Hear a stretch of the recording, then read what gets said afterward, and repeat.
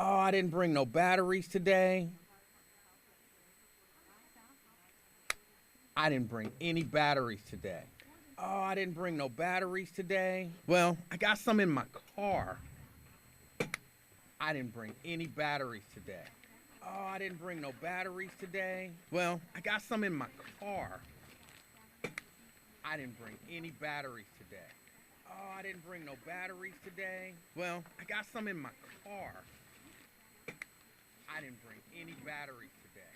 Oh, I didn't bring no batteries today. Oh, this is terrible. I got some in my car. I didn't bring any batteries. I can't run to my car and back in 2 minutes. I'm old and fat. I got some in my car. I didn't bring any batteries. I can't run to my car and back in 2 minutes. I'm old and fat. Oh, I can't believe this. I can't run to my car and back in 2 minutes. I'm old and fat. Oh, I can't believe this. I can't run to my car and back in 2 minutes. I'm old and fat. Oh, I can't believe this. I can't run to my car and back in 2 minutes. I'm old and fat. Oh, I can't believe this. I can't run to my car and back in 2 minutes. I'm old and fat. I can't believe this. I can't run to my car and back in 2 minutes. I'm old and fat. I can't believe this. Oh, this is terrible.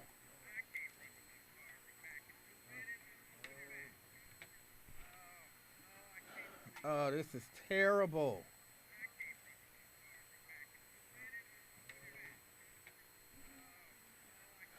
Oh, this is terrible. Good afternoon, people.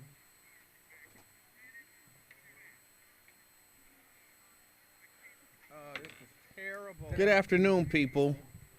I'm afraid my sound might not be good for the beginning of the show. Good afternoon, people. I'm afraid my sound might not be good for the beginning of the show. Good afternoon, people. I'm afraid my sound might not be good for the beginning of the show. I am old and fat. I'm afraid my sound might not be good for nothing to be ashamed of. Well, just a little bit, but the beginning of the show. I am old and fat. Y'all forgive my sound for the beginning of the show.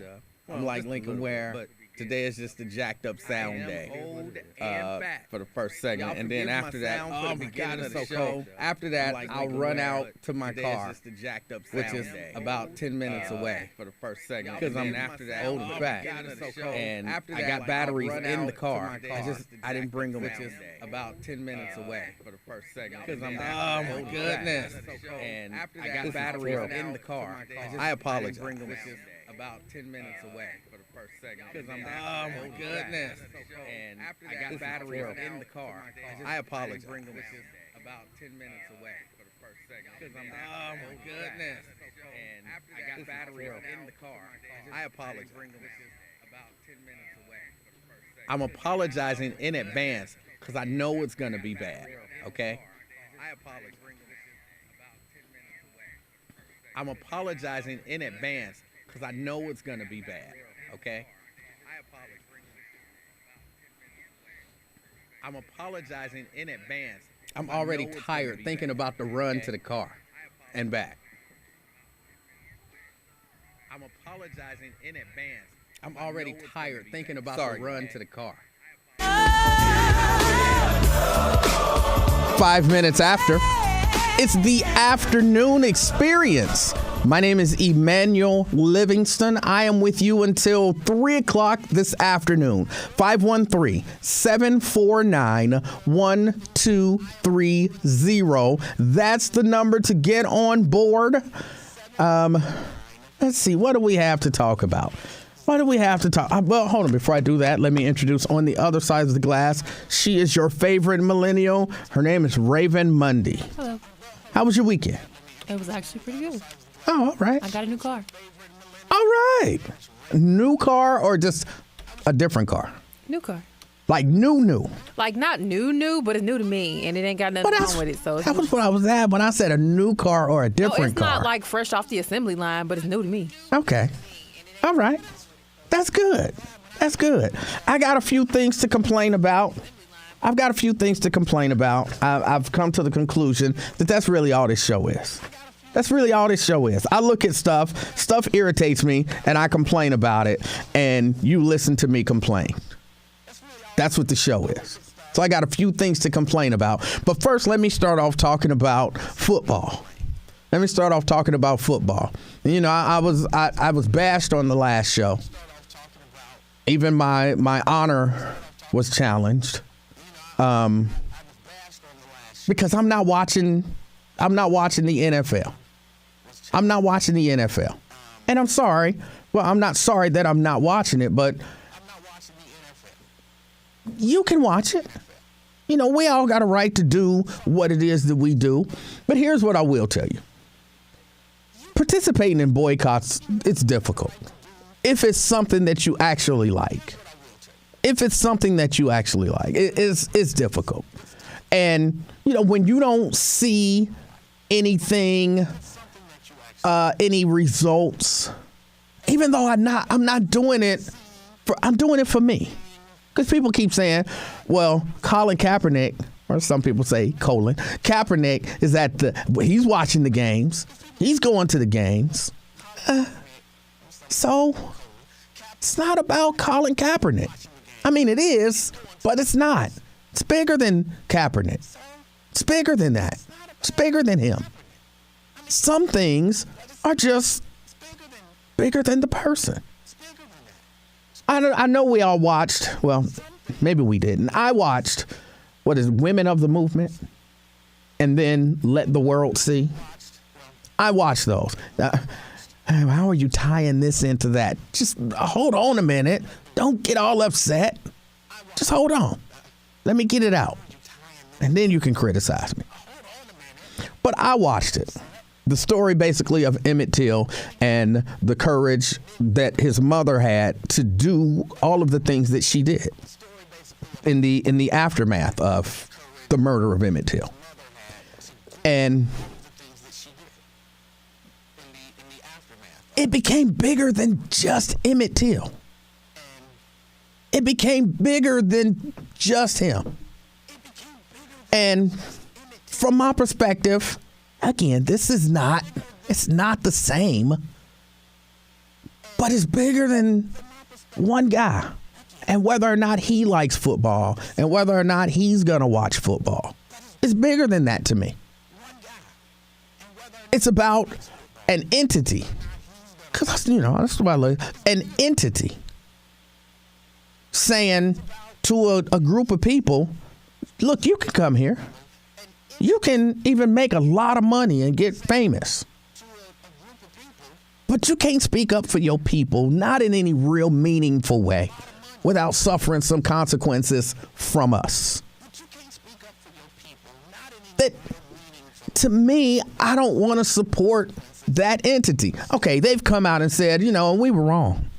We were wrong. We shouldn't have done that. But they could make it right. They could say, Mr. Kaepernick, come on, give you a real tryout and give you a real opportunity. They could do it. Like, it's not so far. It's not too late. Saying, oops, my bad, don't make it okay to me. It just does not make it okay. Oops, my bad. Well, undo what you did. Well, we don't want to go that far. But we will say, oops, my bad. And then we'll even tell these guys, like, yeah, y'all can speak out. That's fine. Why? Message already sent. And then you unsend the message. Unsend the message.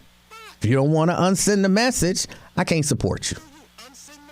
So I'm not hating on people who decide, hey, it's cool. I'll watch the game. I'm not hating on y'all. Y'all got a right to do that. I used to criticize, kind of jokingly, people. Like, oh, you don't love your people. It was kind of jokingly because it was kind of serious, too. But now, if I say it, I'm just being silly. I'm just joking. I'm just being silly and joking. But I'm not going to watch it. I appreciate y'all supporting the team. And I always, I support Cincinnati as a whole. So, I always wish for the best for Cincinnati. Whether or not this is what's best for Cincinnati, I don't know. But, hey, it is what it is right now. So, y'all go ahead. Y'all do what y'all do. But don't be hard on me because I'm sticking by what I believe in. And again, I'm doing it for me. So, but their ratings are amazing and the games are Great. Cool. You're still not going to watch? No, I'm still not going to watch. Still not going to watch. Until they fix what they still have an opportunity to fix. All right? So, yeah, just don't bash me too bad. All right? Y'all can support them. Y'all can watch them. Even though it does, y'all know it bothers me when y'all say stuff like, we going to the championship game. You ain't going nowhere. You going to be sitting on your couch or paying them to watch their product. I don't understand all the argument over who the best fan is. I'm the best fan. I've been here the longest. No, I'm the best fan. I've been here the longest. Now, I bought more of their stuff. Well, I've given them more of my money, so I'm the best fan. I was going to say that this morning, but I just don't care enough about sports to even get involved in that conversation. I'm just saying, I've never understood all of that. Because isn't more fans for a team a good thing? Like, whether it's bandwagon or not, more fans means more revenue, means more people buying the merch, means more people going to games. Like, why would you not be supportive of that? I don't care about none of that stuff. I don't either, but I'm just saying this whole bandwagon argument is stupid to me. Even if I were watching and I was a fan, if I'm a fan, that's the only fan that they really need, and that's the only fan that I care about. So, you bandwagon, look. Y'all fighting over who can give more of their money to Mike Brown and them?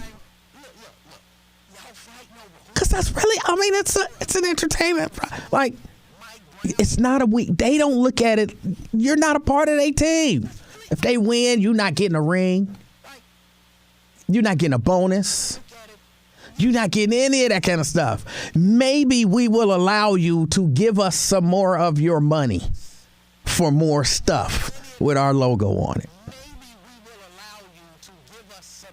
So don't argue over it. Don't argue over it. Just give them y'all money and be done with it. But for those of you who are just like, look, I'm entertained by football. I like the game. This is a team that their home games are in my city, and they bear the name of my city on their team. So I'm going to support and represent for my city. All right. Ain't nothing wrong with that, I guess. Nothing wrong with that at all. All right, let me get this break in here and make this long journey. It is the afternoon experience. My name is Emanuel Livingston, and I will be right back. The Russ Parr Morning Show. Hey, what's up, y'all? It's Russ Parr. Boy, it's a mastermind. Well, that's not actually true. I really don't know what I'm doing. You know what you're doing. You know, sometimes we do a lot of stupid stuff in the morning. That boy crazy. I'm not really crazy. I am on medication, though. We're going to have a problem here. It's the Russ Parr Morning Show. The Russ Parr Morning Show. Turn them up. Yeah, turn me up right here on your favorite station. Y'all know what it is. 1230 The Buzz, your talk station. Let the One VIP Visa debit card make getting your tax refund simple and easy. It's free to get and no credit check. Enroll in direct deposit and get your refund back faster than waiting for a check in the mail. Hassle-free and easy, just like it should be. Go to onevip.com and get your card today. The One VIP Visa prepaid card is issued by Stride Bank and a member FDIC, pursuant to a license from Visa USA Inc. Use of the One VIP card is subject to terms and conditions. What's wrong? True Crime Monday. She was begging for her life. It was if I can't have you, nobody else can. An all-new Fatal Attraction at 9. Who could have committed such a horrific crime? Then at 10, an all-new Sins of the City. Absolutely no one has been charged for any bullets that entered Breonna Taylor's body. True Crime Monday, starting with Fatal Attraction at 9, followed by the premiere of Sins of the City at 10 on TV One. Legal Aid is working in partnership with the Community Action Agency and Hamilton County Treasurer Jill Schiller to help homeowners meet the January 31st deadline to get their property taxes paid. We are also working with CAA to help tenants with their rent and to provide help to those facing eviction. If you or someone you know needs help, please contact Legal Aid at 513-241-9400. Question. When you buy a car, do you expect a car? Or when you pay for a vacation, do you expect a vacation? I'm assuming the answer is yes. So why, when you pay for education, do you not always get a job? At Cable Academy, we're changing the model. We educate those interested in a career in IT in as little as 12 weeks. Best of all, most of our students don't pay us unless they get a job. Wow, imagine that. Next classes start March 21st. To learn more, go to cableacademy.com. That's cable with a K. Click apply, and one of our admissions coaches will reach out. That's cableacademy.com. Hey, this is Lincoln Ware. If you have a passion to work in radio or television like me, you need to visit Ohio Media School, Cincinnati. Call, schedule a campus tour, and get started right away. In just 8 months, you will have the training you need to work as an editor, cameraman, technical director, sportscaster, and even a YouTuber. Call right now and schedule a campus tour. Ohio Media School, Cincinnati trains you for the career in media you want. Call 513-283-8971. Ohio Media School Cincinnati has been training people like you for more than 30 years to get the job of your dreams. Ohio Media School Cincinnati offers flexible class schedules, and there's financial aid for those who qualify. Call right now and start being a professional in what you are most passionate about. Ohio Media School Cincinnati, 513-283-8971, 513-283-8971, or visit beonair.com. The following is made possible by Dad. Why was the basketball court all wet? Because the players kept dribbling all over it. The dad joke. Corny, grown-worthy, but also one of the simplest ways to share a moment with your kids. Why do you have to be careful when it's raining cats and dogs? Because you might step in a poodle. And kids that spend more time with their dads grow up to be smarter, more successful. Can I tell you a cat joke? Just kidding. And with any luck, funnier adults. Why didn't the skeleton go to the dance? Because he didn't have any body to go with. Dad jokes rule. So take a moment to make a moment.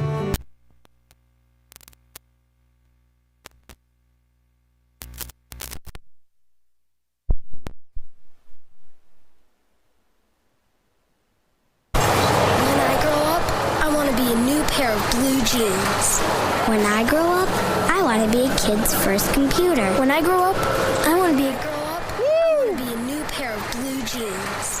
When I grow up, I want to be a kid's first computer. When I grow up, I want to be a for like the next 10 minutes. New pair of blue jeans. Not doing like good talk. When I grow up, I want to be a kid's first computer. When I grow up, I want to be a for like the next 10 minutes. New pair of blue jeans. Not doing like good talk. When I grow up, I want to be a kid's first computer. When I grow up, I want to be a for like the next 10 minutes. New pair of blue jeans. Not doing like. Who was that said that nonsense?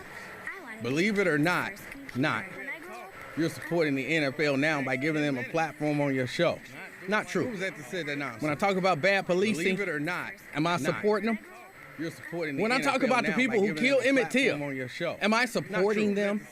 When I talk about the people who killed Martin Luther King, am I supporting them? Am I supporting them? When I talk about the people who killed Emmett Till, am I supporting them?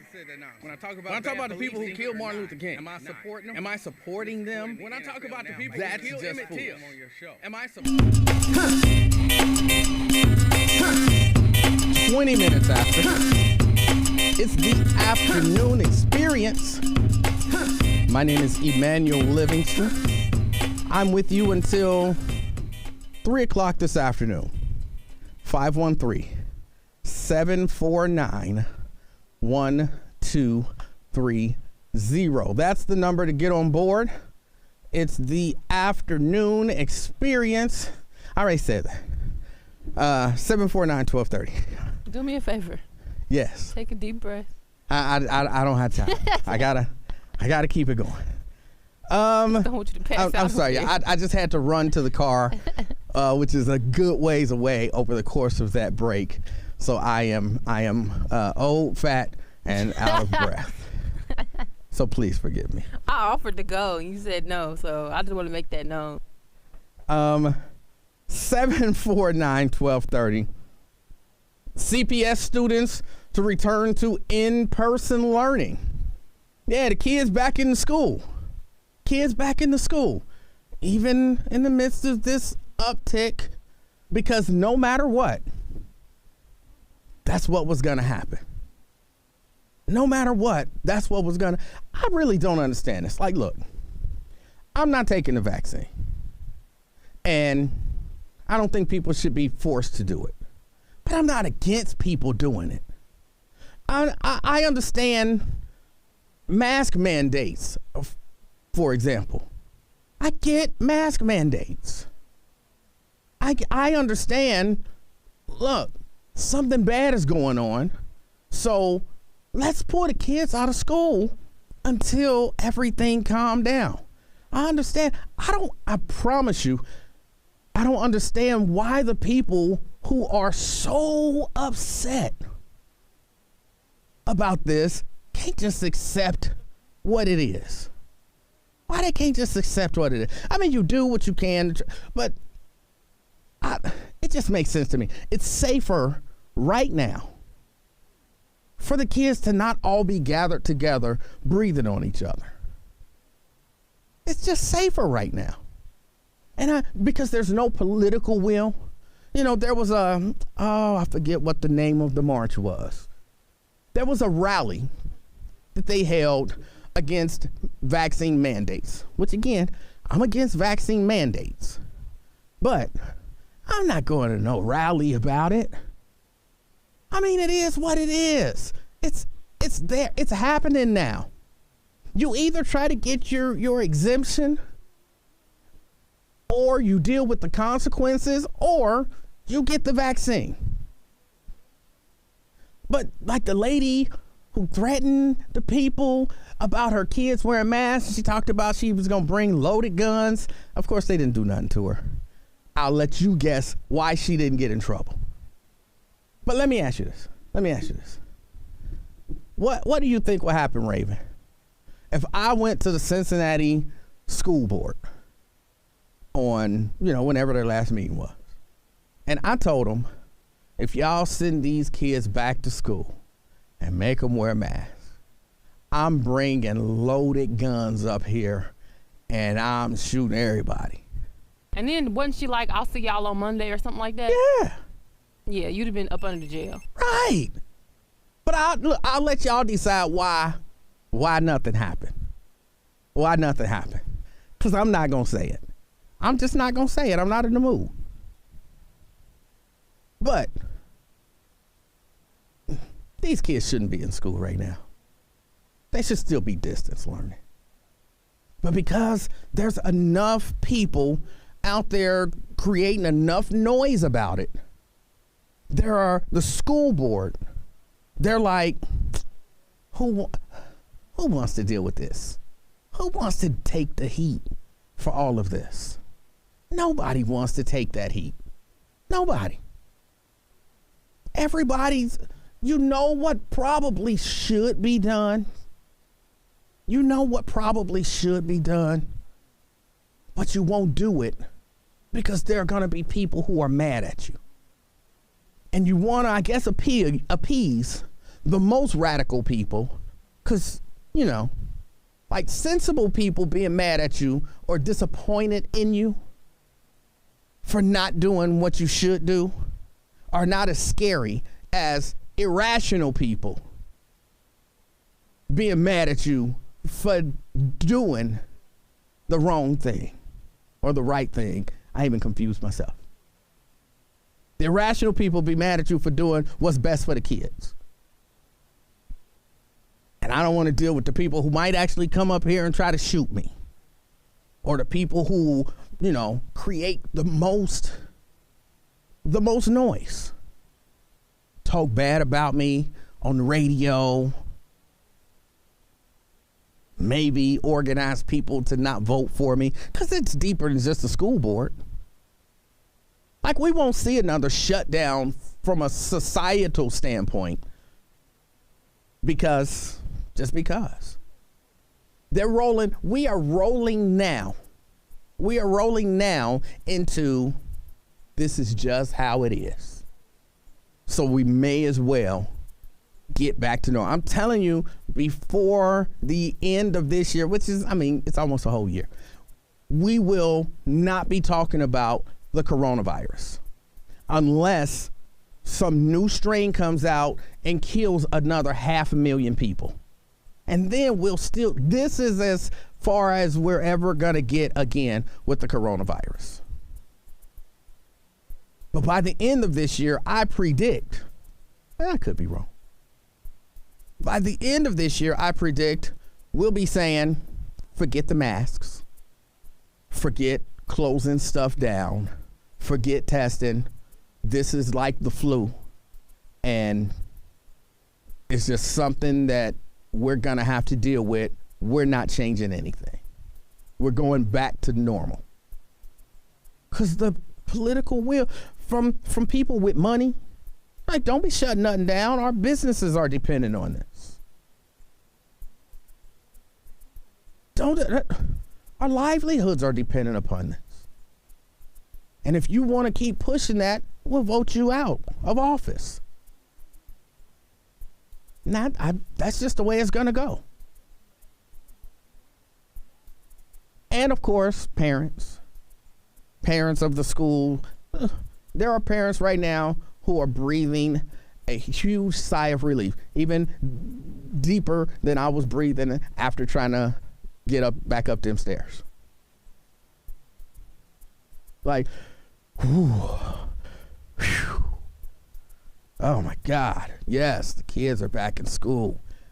I don't have to deal with my bad A child. Somebody else got to deal with them. And then if they say something wrong, then I'll go to the school and beat them up. So I don't know where we go. I don't know where we I mean, I know where we're going to land. I know where we're going to land, and I don't think it's going to be very much longer. But I do believe this is our new normal. Let me get a break in here. It's the afternoon experience. I'm Emanuel Livingston. I'll be right back. All the news and information you need.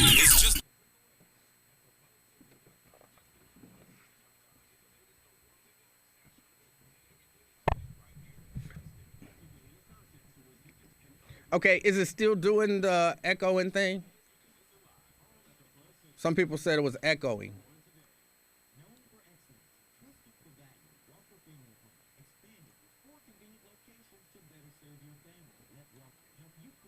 Hold on, somebody said nobody knows you're boycotting football. That's fine. They don't have to know. I know. Okay, thank you.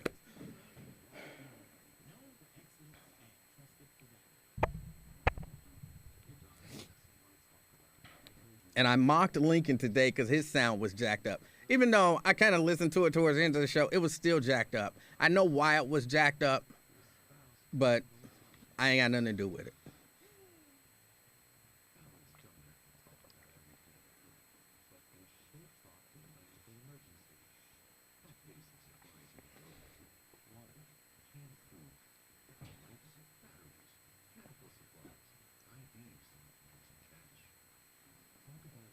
Maria says, good afternoon. Good afternoon. Jack says, have only teachers changed classrooms? Yeah, they're not going to do that.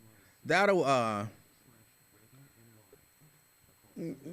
sure they have, I don't know, I'm not a teacher. I'm sure they have a lot of supplies and stuff that they would have to lesson plan from classroom to classroom. Every student is not taking the same classes. I had some classes with a number of classmates, and then other classes I didn't see them. Electives, all of that kind of stuff. So I don't know that it's that easy.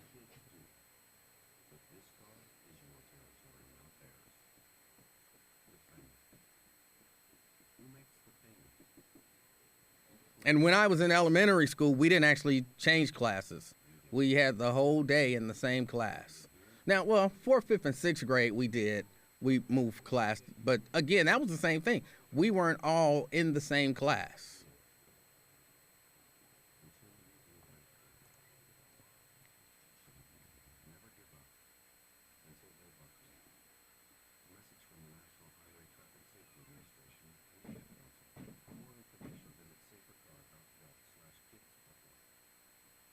Jack says it's an idea. It's a workable thing. He attended the school where this happened. What grade were you in when this happened?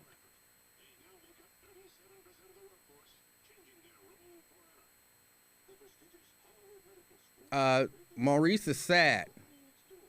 Maurice, this is my sympathetic face to your sadness. But Maurice is sad that I didn't have it in me to say anything good about the Bengals or the city. Why would I? Why?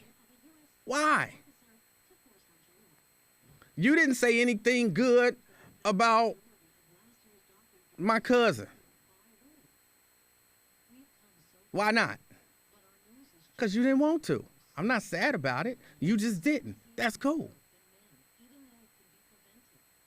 Sad you didn't say anything good about the Bengals. What did the Bengals say good about me? Nothing. When the Bengals release a statement about me, complimenting me, then I'll compliment them. When the Bengals spend some money on me, then I'll spend some money on them. How about that? We can just do an exchange.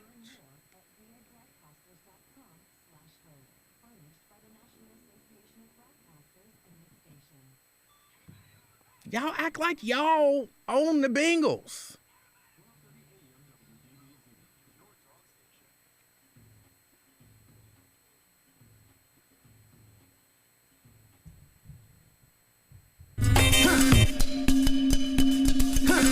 .33 after. It's the afternoon experience. My name is Emanuel Livingston. I am with you until 3 o'clock. Apparently, some of the people online are mad at me because I didn't say anything good about the Bengals. I didn't say anything good about the Bengals. And they didn't say nothing good about me. So?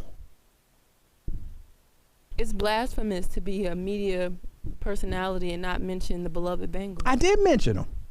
But not in a fan way. Not in a way that appeases fans. They exist.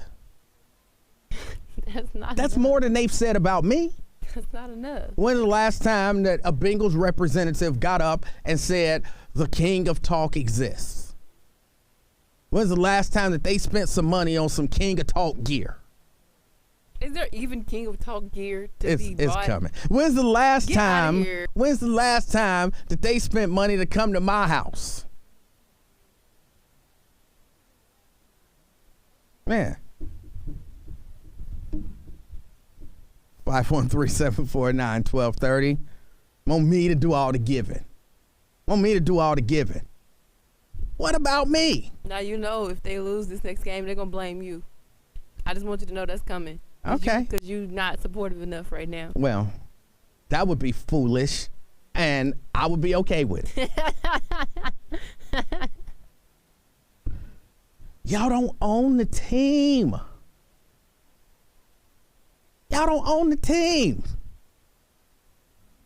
Somebody even said, stop being How am I hating? I didn't say anything negative about them. Just because I'm not all on their tip don't mean I'm hating. Apparently it do. You know how things work here on radio. If you're not saying exactly what they want you to say, what you're saying is terrible. I just don't understand. And Y'all don't own this team. If I go buy some Bengals gear and walk around talking about who they, how does that benefit me? I know how it benefits. Not about you. It is. It is about me. You're supposed to take part in the festivities. Okay, if I do it, how does it benefit you? How does it benefit you? Do it put money in your pocket? I know it puts money in their pocket. Come on, y'all. And then someone says, do you like anything? I like a lot of stuff. And I talk about the stuff that I like. So wait, because you're not watching the Bengals, because I'm not. You must not like nothing. Not only because I'm not watching them, because not watching them is fine, but I'm not on their tip.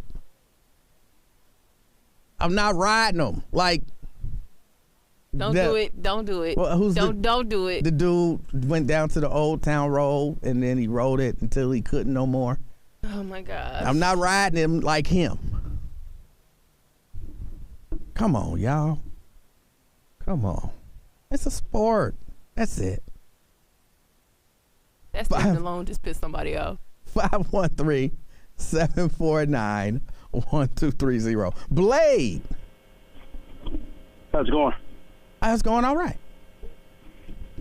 Hey, you see how Jesus felt? He said, Father, forgive them. They know not what they do. You telling people why they on the owner's tip when he's getting out of money. And most people are never consumer slaves. They love riding on white people's jock. And I don't understand that. Why do we love riding the white man's jock? The only one that's getting money is that owner, whoever he is.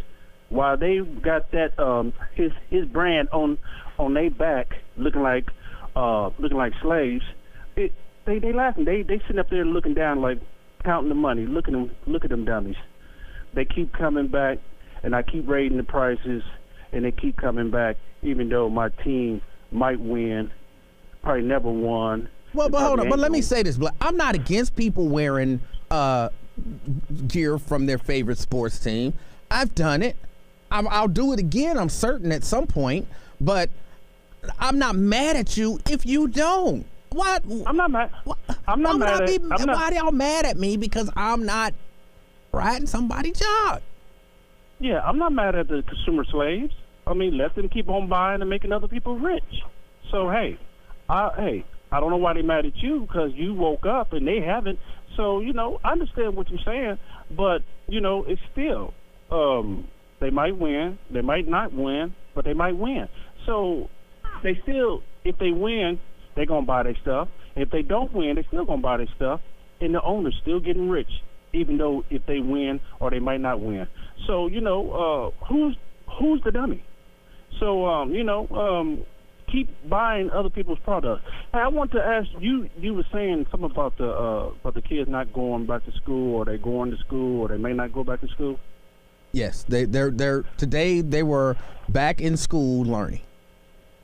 When your city was closed down, have they refund y'all that money back yet? What money? When they taxed the school, the school got that tax money from the kids going to school when they wasn't there, and they taxed y'all for using the roads when the majority of the people couldn't use the roads. Have they refund that money back yet? They're not going to. Why not? And why you're not demanding? Why would we? I mean, the schools, they were still doing remote learning. But the kids wasn't in school, though. But they were still doing remote learning, which takes resources as well. From what? They was at home on their computer using their internet. Okay, and the school was using their internet. I mean, the teachers still had to be paid, administrators still had to be paid, the building still had to be upkept. They was at home. They still had to pay them. There were still resources being used. Did the teachers go to the school and get use computer from the school, or were they at home? I'm not sure. I don't have a kid, so I couldn't tell you exactly what was going on in the background with the teacher. But the teachers still had to be paid. Doing what? For teaching. They was on the internet. They were still teaching. Working from home, you still got to pay people who work from home. But what I heard down here and what I hear up there, that I'm not trying to be funny, but they said the kids are much slower now than they was before. So that seemed like to me, I don't know, we're probably going to blame the children, but I blame the teacher. Why are the children slower? I don't know that they are. But if you're to blame anybody for that, I would say blame the parents. What the parent wasn't teaching them. But the parent was hopefully there to aid the student who may or may not have needed help. Who paid the parent while the teacher was so-called teaching? Shouldn't the parent get paid too? No, because it's their child. Okay. So that means if they was there teaching the children, that means they really don't need a teacher.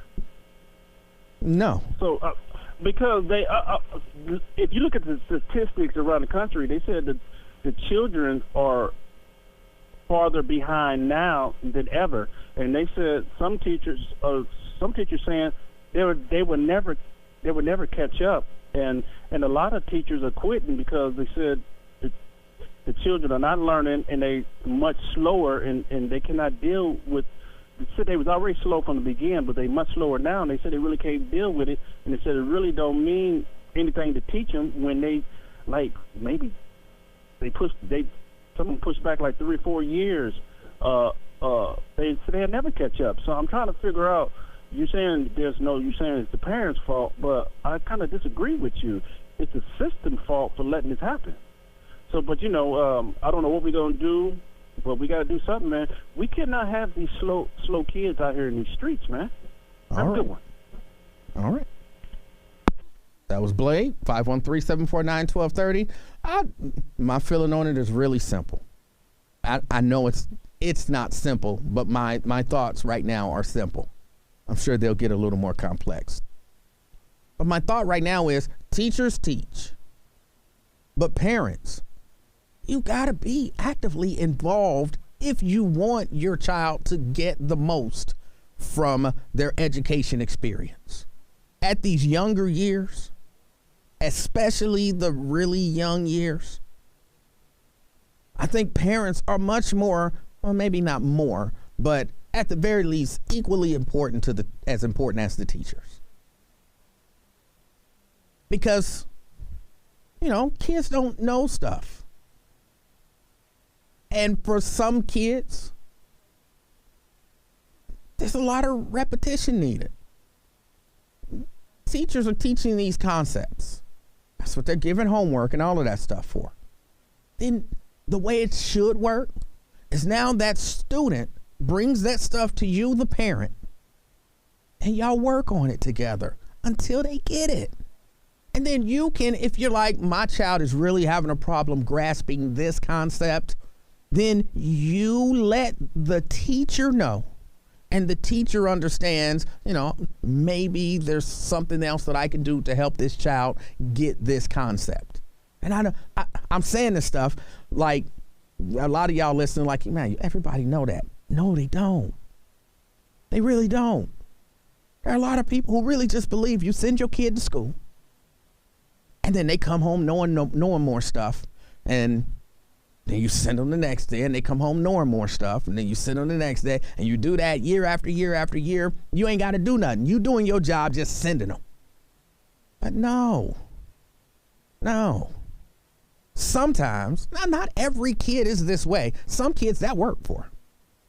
Some kids, they go to school, they hear the concept, they're like, hold on.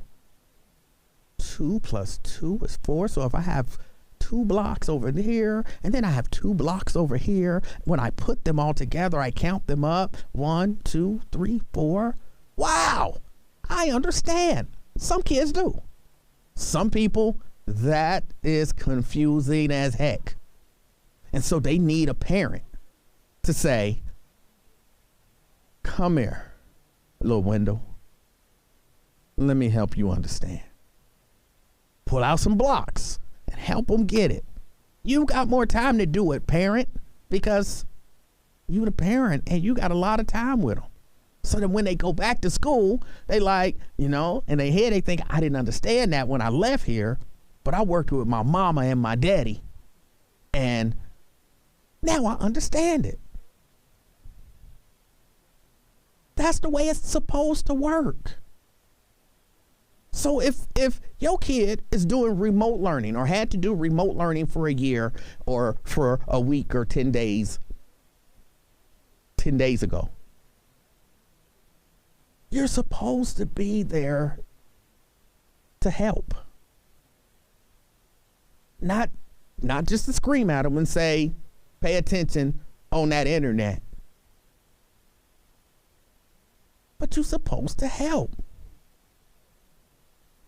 Everybody got a role to play in this. Everybody. Let me get a break in here. It's the afternoon experience. I'm Emanuel Livingston. I'll be right back. Radio 1 Cincinnati and the Ohio Media School are bringing you Diamond.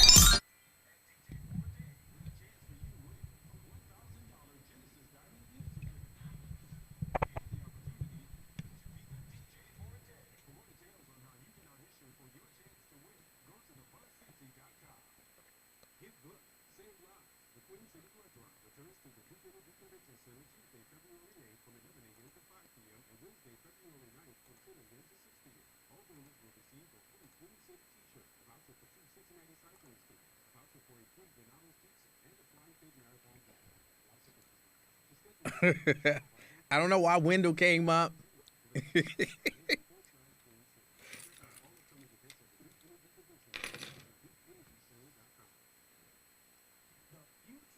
And again, I used to do that. I wasn't the best at it. We've had that whole conversation again. Screaming at the kids, don't help them.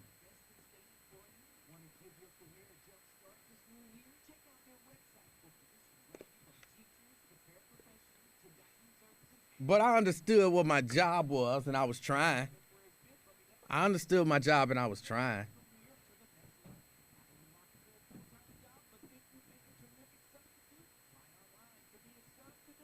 Victor says, I'm rooting for the Bengals to win it all, but damn, it's hard when the local media only show videos of white Bengals fans celebrating in bars around town. It's so disrespectful not to recognize all races of Bengals fans.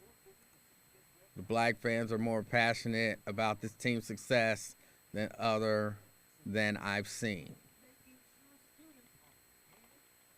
All right.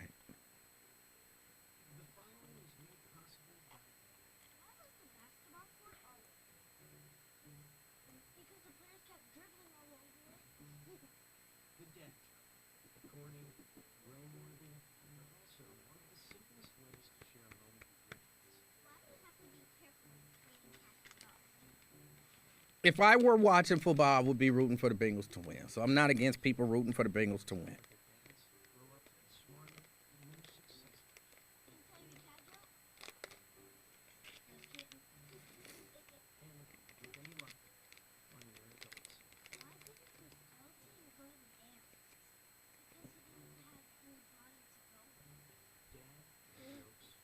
And here's the funniest thing, though, about this whole NFL thing.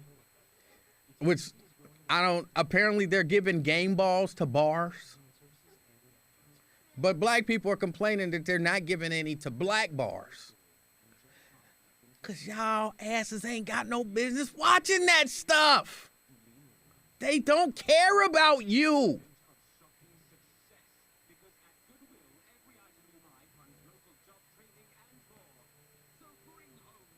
Their actions are actually proving the point.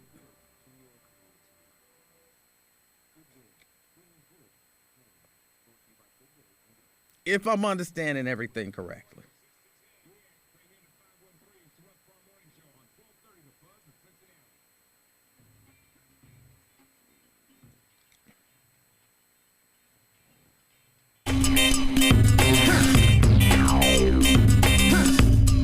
Ten minutes till the top of the hour.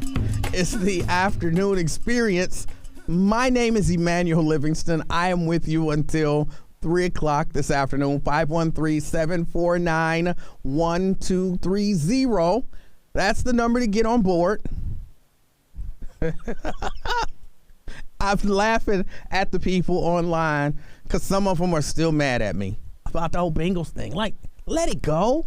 Just enjoy your stuff. So some of them are still mad at me about me not being excited about the Bengals and, you know, I guess wanting to have sex with all of them. I don't know what I'm supposed to want to do now. It's whatever.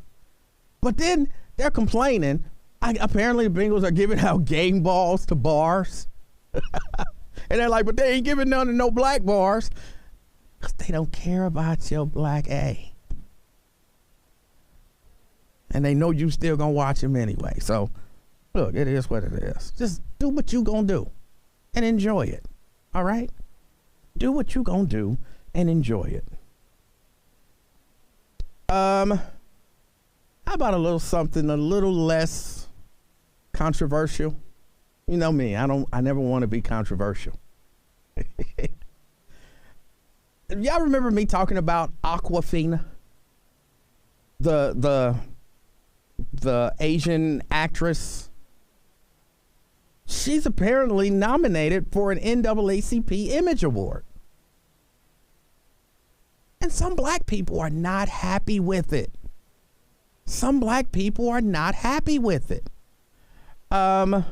She's facing backlash on social media after being nominated for an NAACP Image Award.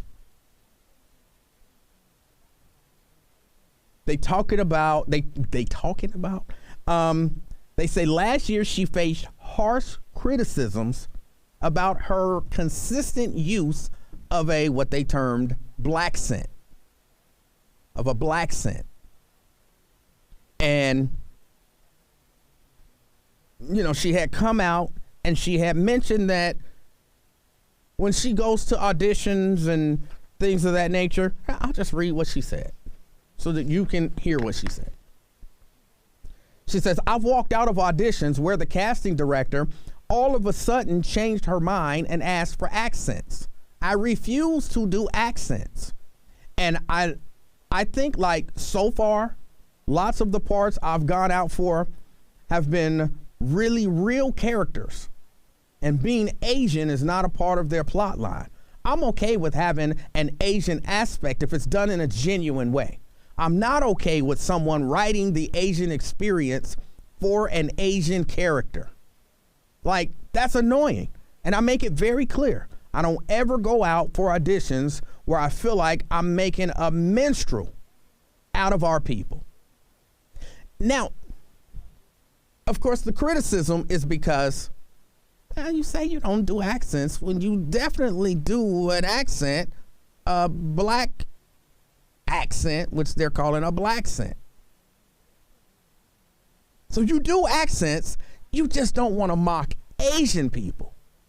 You're comfortable mocking black people, but not necessarily Asian people. But, see, here's where I guess I'm double-minded.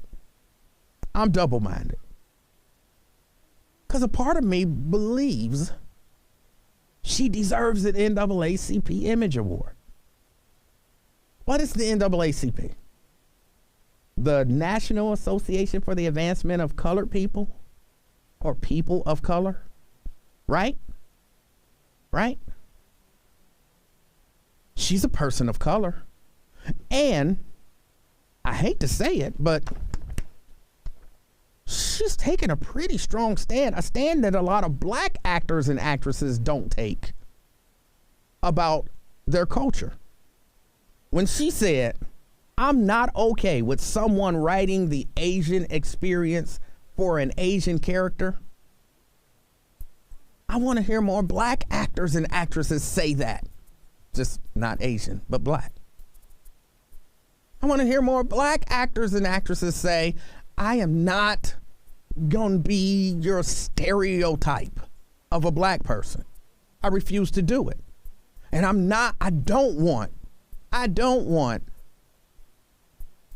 other people writing the black experience.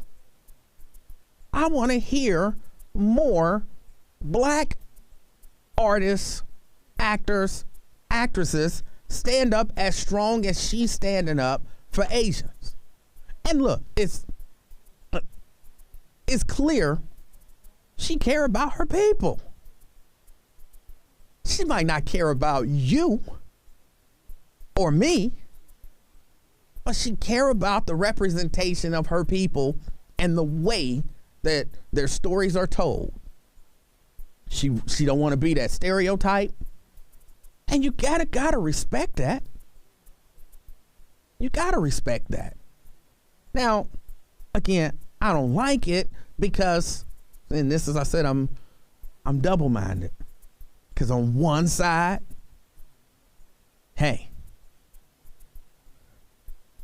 you're not going to be dogging my people out. I'm not going for it. I'm not participating in it. We get to tell our story the way we want it to be told. That I respect. On the other side, I will mock black people all day.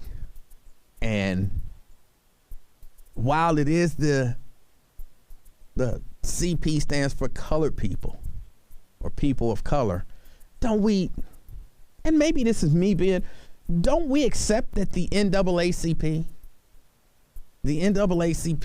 as we see it now, it's kind of supposed to be fighting for black people primarily? I have never taken the CP and NAACP to mean anything other than black people. I've never seen it that way.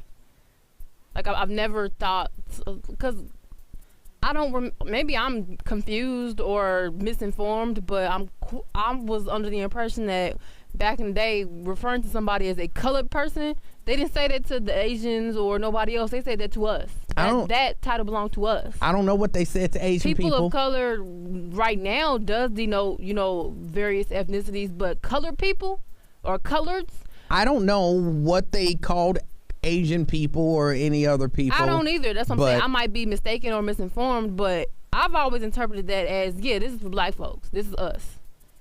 We run the boards. We do most of it. We come out for these issues that pertain to us as black folks. Like, I've never interpreted the CP and NAACP to mean anything other than us. But maybe I could be wrong. I might be wrong.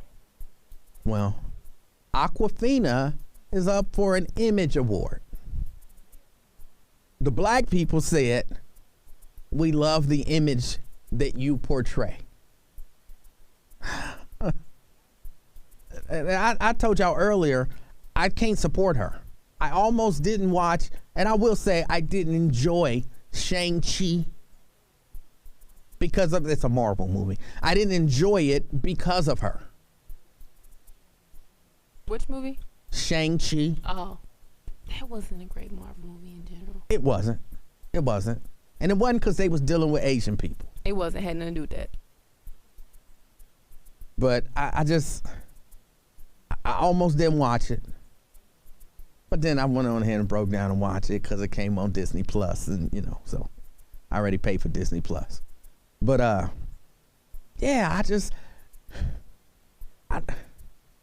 I'm torn. Do you think she deserves an Image Award nomination? What does she do to deserve an Image Award other than be in movies? Well, that's what she's nominated for. One, I'm sure it's in the entertainment field. Oh, I guess. Yeah. If you are a ethnicity person or a person of a certain ethnicity and you are in movies, then I guess if that's what that award is given for. Her nomination is for Outstanding Character Voice-Over Performance in the animated film Reya and the Last Dragon. Oh. I mean, I would much prefer if it came attached with some, I don't know, some work for the community or some sort of advocacy, or I don't know, being some sort of ambassador on a board for the advancement of colored people, which is the mission of the dang on organization. But I guess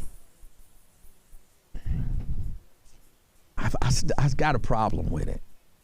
Maybe she should be nominated for Asian award. I'm sure they have them, Asian American awards of some sort. And I guarantee, if they have an Asian American award, they are not going to nominate a black actor or a black actress who walks around talking in a fake Asian accent. Guaranteed. Guaranteed.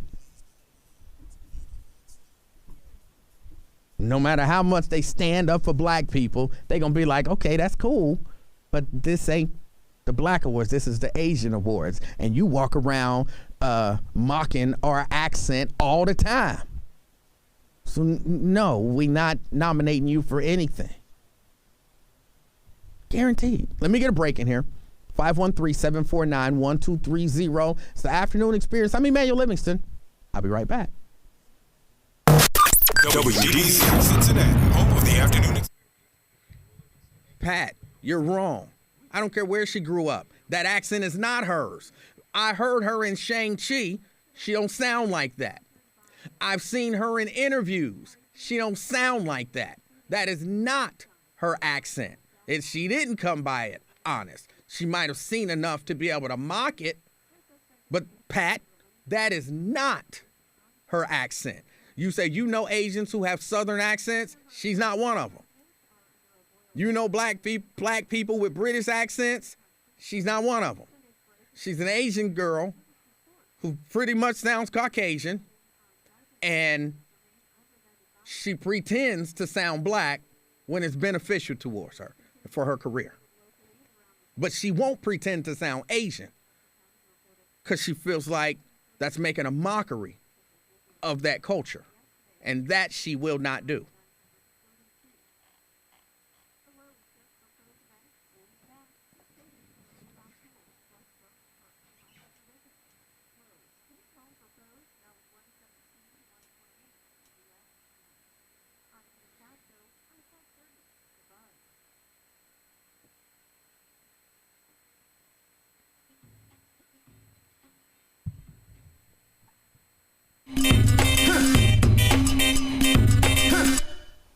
Three minutes after, it's the Afternoon Experience. My name is Emanuel Livingston. I'm with you until 3 o'clock. There's always somebody gonna make an excuse. Always somebody. But look, somebody says, that is her accent. She grew up in Queens in New York. That's her accent.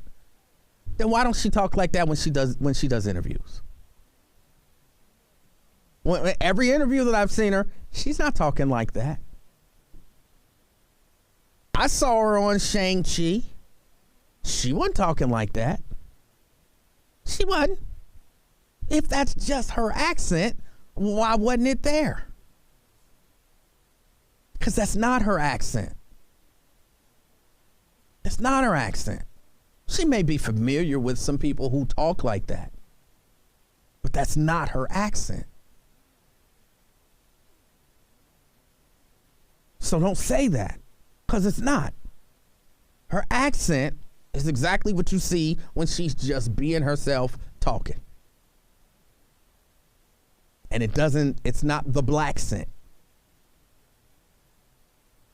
She, kind of sound like a Caucasian woman. Okay, I don't have a problem with that. But when she go to acting and mocking, it's such a distinct difference. And again, she knows the power of it because she refuses to do it to her community. That's why I don't understand what the excuses are. When I read the story, because I've seen the story in a number of different places, and there's always comment sections. And it's always somebody claiming I'm black, and somehow that means what I say has some authority over the rest of these black people. I'm black, and I don't have a problem with her doing the black scent.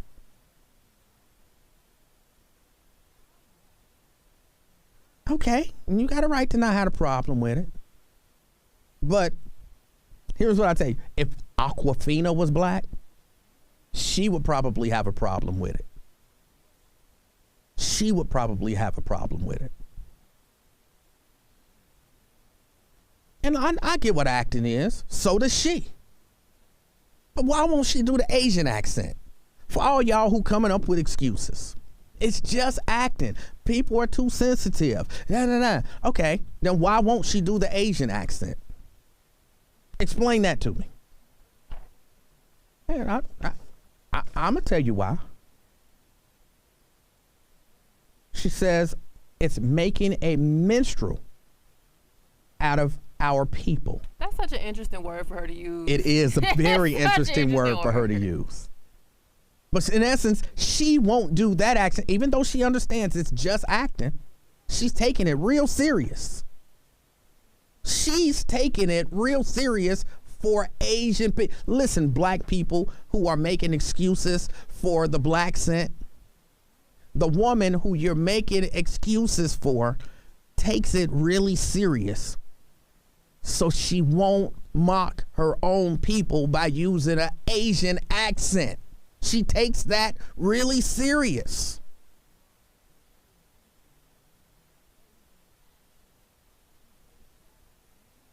Why don't you take as serious her using the black scent?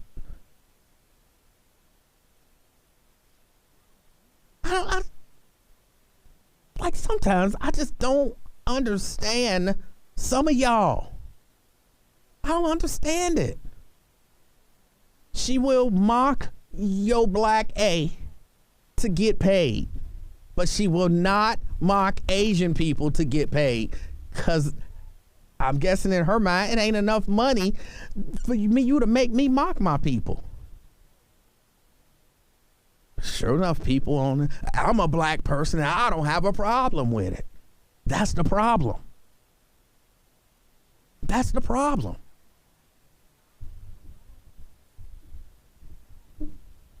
513-749-1230. That's the number to get on board. I don't know. One of these days,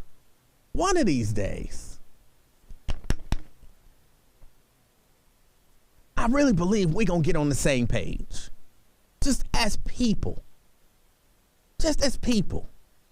And I know a lot of this, we got a whole history and all of that kind of stuff. But people get really upset when people notice stuff like this. People get really upset at us. If we could ever get on anywhere close to the same page, just close. Don't mock my people. And I'm not going to mock my people. It's just that. Now we can, have a conversation about what is mocking our people and all of that kind of stuff. But if we could all get on that page, don't harm ourselves. If we could get close to that same page, man, I think we could do some stuff. But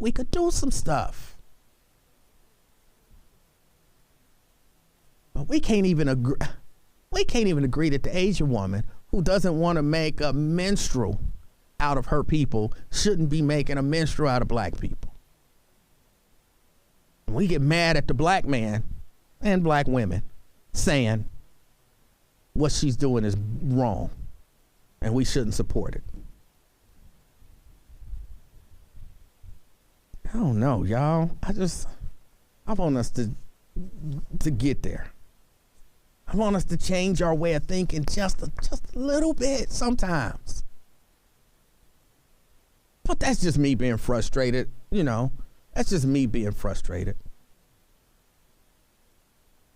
Me being frustrated. We not all gonna agree. And I understand that. 513-749-1230. Black lawmakers walk out as Mississippi Senate passes anti-critical race theory bill. Yeah, Mississippi's black senators walked out of a vote on Friday protesting a Republican-backed bill that supports the ban on critical race theory in schools. Even though the bill is titled Critical Race Theory, it doesn't actually discuss critical race theory. The Mississippi bill's language doesn't actually change anything specifically. It simply says that no school or education institution should teach students that any sex, race, ethnicity is inherently superior or inferior, or that individuals should be adversely treated on the basis of their sex, race, or ethnicity. That's what the bill says. So that means that we're getting a complete rewrite of the American education system, correct? Because as it stands, the American education system teaches white supremacy.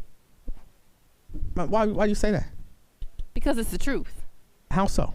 The way that the curriculum is structured, it clearly teaches white supremacy. It highlights the contributions to this country that have been made solely and mostly by white Americans. It has nothing to do, or it makes no effort to include the histories and the intricacies and the monumental responsibility and part that ethnicities have played in building this country. So therefore, it inherently teaches white supremacy. So we're getting a complete rewrite of the history books, correct? See, it's not actually. First, let me say I agree with you. But secondly, here's the argument. The argument is, no, that's not what they're teaching. They are giving you some historical facts while maybe withholding others. Even though we agree that a lot of stuff that they taught us wasn't actually factual, historically speaking. But therefore, it is teaching white supremacy. No, that may be what people get from it, but they'll say that's it's not what we get from it. They'll say that it's not what we're teaching. We're giving you historical information.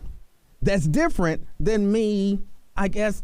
So teaching that's little different white than children. me verbally saying you are inferior. So teaching little white children about their history and neglecting the black children and the Asian children and the Hispanic children of their history and their people's contribution to this country, that is not teaching them that white children, that no white counterparts are superior? They will argue no. They will argue no because they didn't say anyone was superior. They just gave you information. Teaching black history has never told white children or black children that black people are superior. So and that's what they want to make sure doesn't happen. But why? Nobody's ever taught that. Ever. But why? But why is because they want to put that idea out there kind of in the universe and maybe move that way. But that doesn't make sense because there are educators who are being fired for simply teaching that black history exists. Not that black people are superior, not that their little white students are inferior, but simply that it exists. So again, I ask why.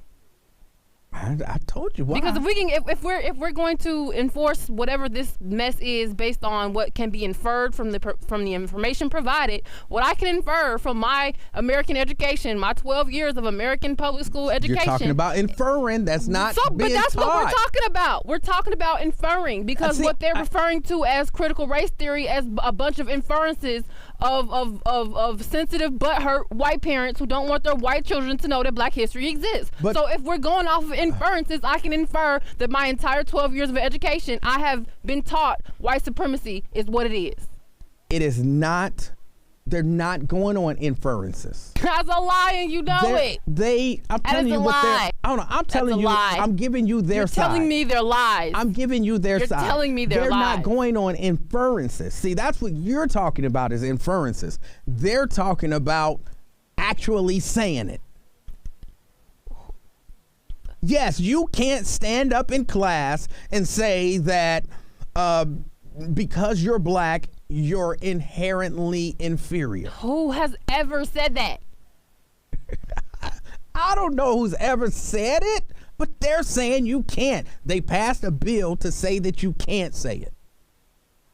But if there are, I'll say this again, if there are educators, if there are who are simply teaching that black people existed and their existence in this country has been more intricate and more involving than just slavery and oppression, and that actually we have inventors, we have people who have taken quite a part in government, we have people who have been more than just the help in this country. We literally built it ourselves, not because we wanted to, but because we had to.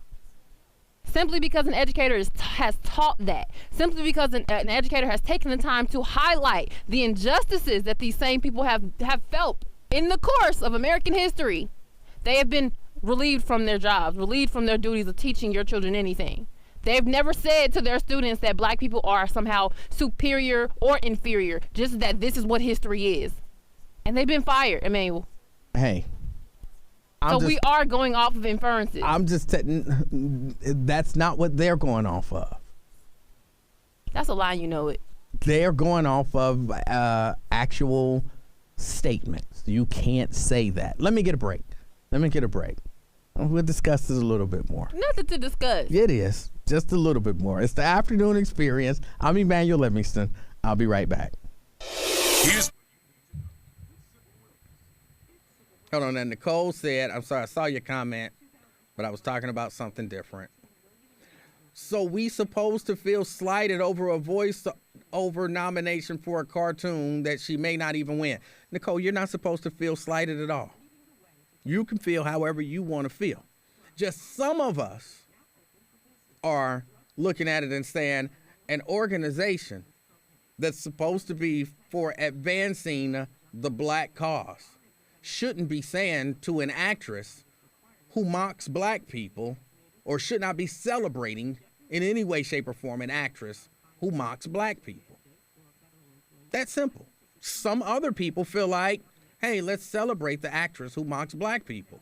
Go on and celebrate her.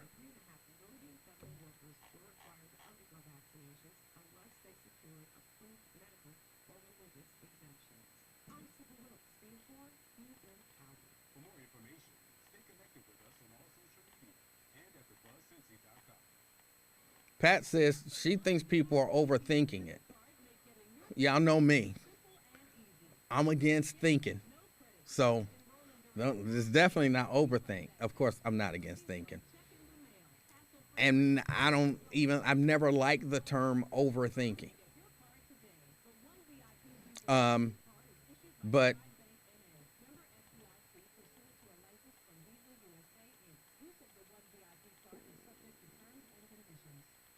well, I did not see Ocean's 8, but I was told that in Ocean's 8, she was using her black scent. I was told that she was using her black scent, and that is not her natural or real accent.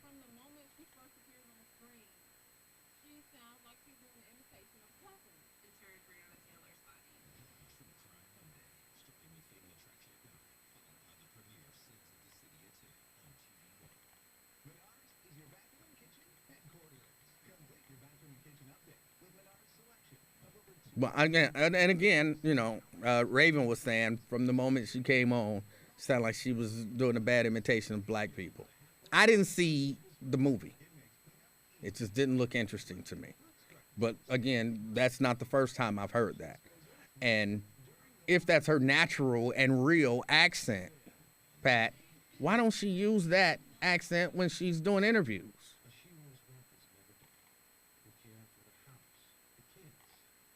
Like Idris Elba, he's got this natural British accent.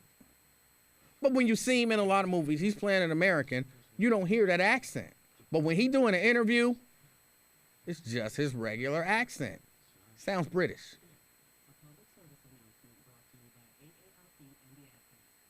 Nicole says every time she's heard this woman, she's never felt that she was mocking. Her voice appears to be a raspy New York accent. All right, and you got a right to feel that way.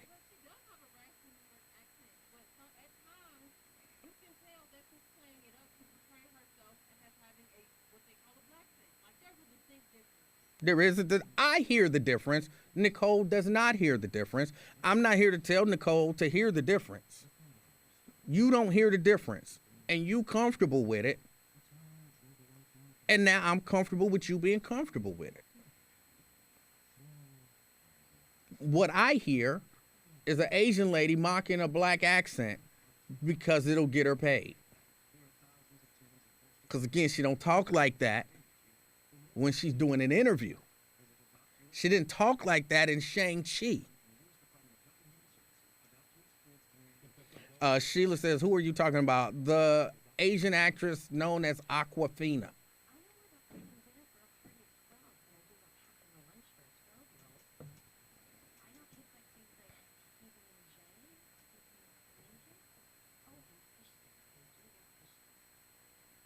Janice says, get angry with those who hired her. I'm not angry with anyone. Whoever hired her evidently wanted her to use that dialect. Well, okay. And when they tried to hire her to do an Asian dialect, they wanted her to, and she said no, because that would be mockery. So, again, if she understands that using a dialect can be mockery to a people, then she can turn down work as an Asian actress for Asian roles. Then she could do, but she don't want to. So I just don't support her. I just don't support her. But I'm not telling anybody else not to. Like, Nicole doesn't seem to have a problem with it. Pat is going a little on the overboard side, saying stuff that's just factually inaccurate. And you don't have to say that. Like, I haven't heard Nicole say, that's her natural accent. Because it's not. That's just made up. But Nicole doesn't see a problem with it. And that's cool. That's cool.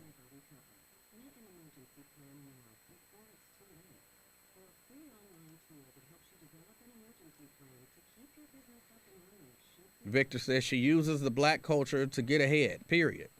And a lot of people do that.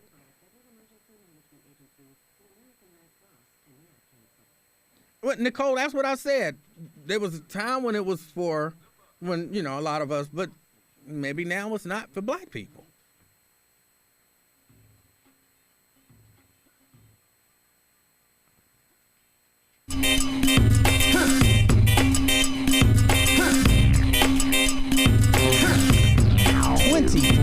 After. It's the afternoon experience.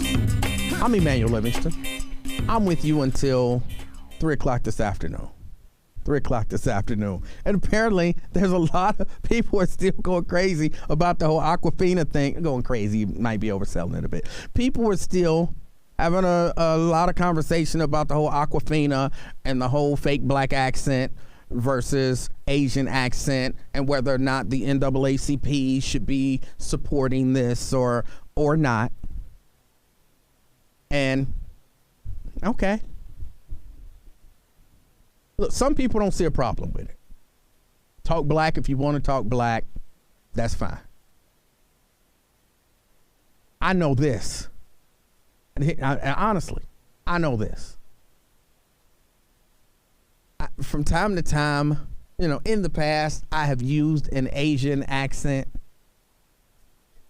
I don't do that no more. I work real hard to do that, to not do it. And y'all know me. I can't, if you've listened to this show for any amount of time, you know, I kind of inadvertently actually do voices.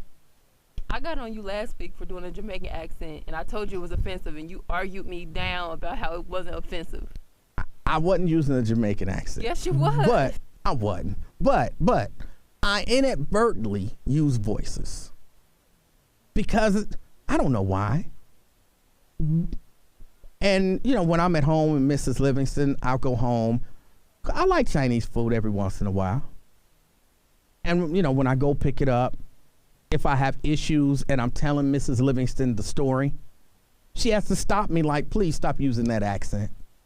Stop using that accent. And I'm like, sometimes I don't even know I'm doing it. I can't help it. But I have to think about it. Like, don't use the accent. So if I came on here and I'm telling you a story about something, an interaction between me and an Asian person who had a what I'll call a thick Asian accent, it is difficult for me to not do the accent.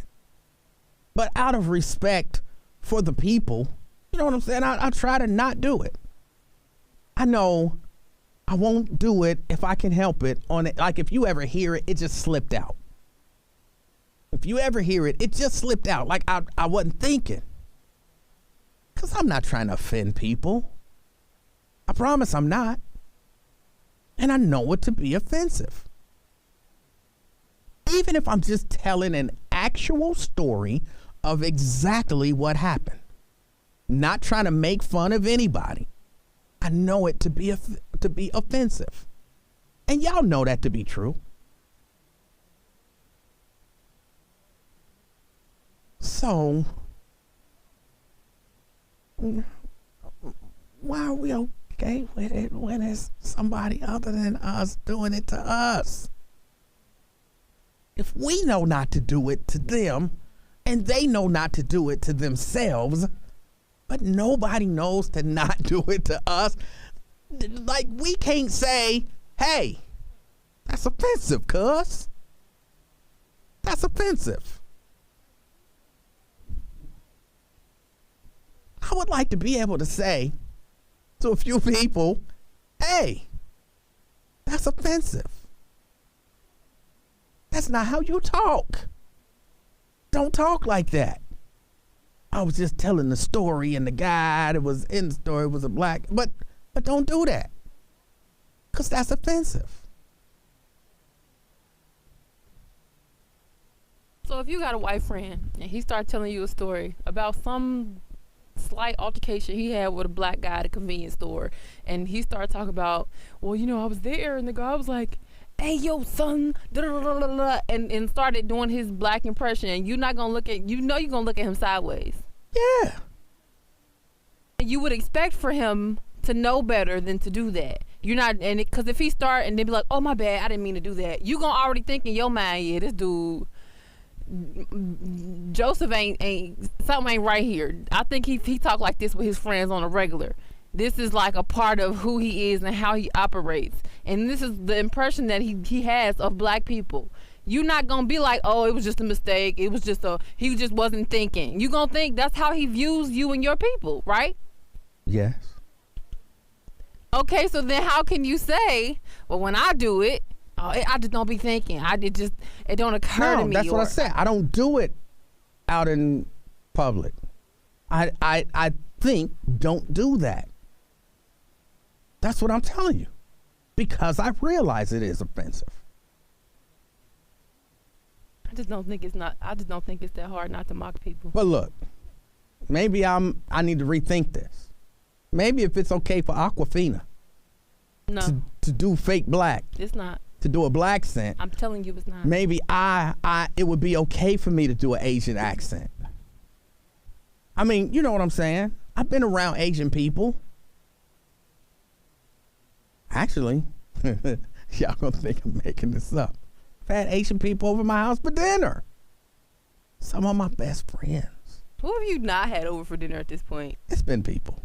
There are people who, you know, I don't know somebody from every group. I can't tell. The Rainbow Coalition at your family dinners. But maybe it's okay. Maybe it's okay. It's not. And maybe I'll get a Asian image award out of it. I know Asian people won't say it's offensive. Well, you know, they got an anti-hate crime bill or whatever, or anti-hate bill. We ain't got that, so you might want to be careful. They did. But next time I go to the, because I really only eat shrimp fried rice from the spot. And for whatever reason, they always have a hard time understanding what I'm saying, so they have to repeat it to me. And I say, I'd like to get some shrimp fried rice. And they say, don't do it. They say in their accent, shrimp fried rice. Aquafina can do it. Why can't I do it? Mabel, she's not supposed to be doing it. She getting an image award. Is that your goal, to get an image award? I want an Asian image award. Yes, that is my goal. I want an Asian image award. Why can't I tell my story? It puts you in the mind of it, right? I can't tell my story. I can't tell my story. Yes, on this day, I am silencing your voice. Oh, but here's what I'll tell you. If I did it, these same black people who defending Aquafina for her black scent, they would not be defending me. You know what they'd be saying? You know you wrong for that. While I'm getting fired, you know what I'm saying? And cleaning out my office. And Lincoln on here talking about the fact that I got fired. You know what they'd be calling Lincoln and saying? He knew better than to do it in the first place. He didn't have no business using that accent. That's what everybody would be saying. He knew he was wrong. The same people who saying what Aquafina doing ain't offensive. The same people saying ain't nothing wrong with it. That might be her real accent. She just acting. Those same people would be on this air saying he had no business using that accent. He knew he was wrong. He got what he deserved. All of that stuff. They'll defend Asian people when they won't even defend their own people. That's the part that frustrates me. Even though, all of this is in my mind. All of this is in my mind. I'm not going to do it because I don't want to get fired. I know I'm not getting no Asian Image Award. I know it's not going to happen, especially if I use the Asian voice. I'll be blacklisted. Or would it be? I can't even say the color. Let me get a break.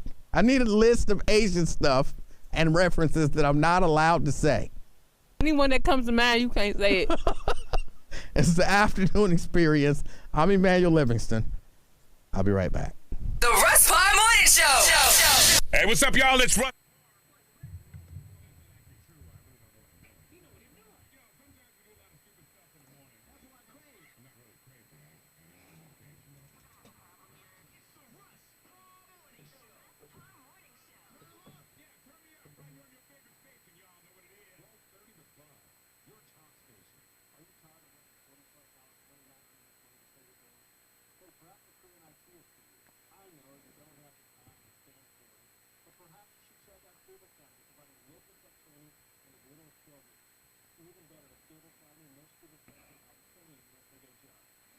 Nicole said I might be able to get away with it if I'm a comedian.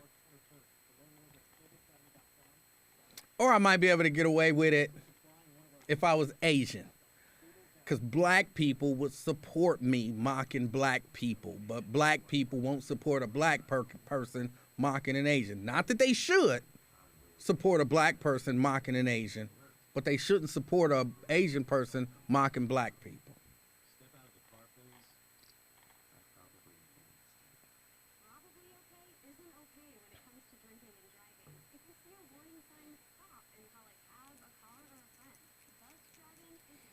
I got another thing of Reese's Pieces.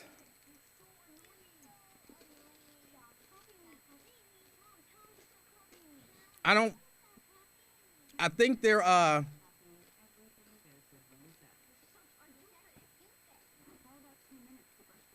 they're setting me up.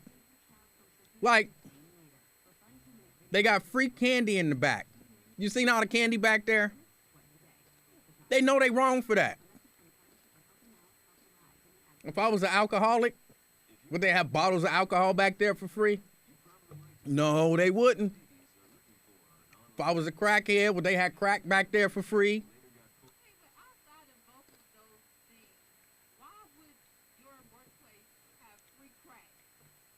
Why would they have free candy?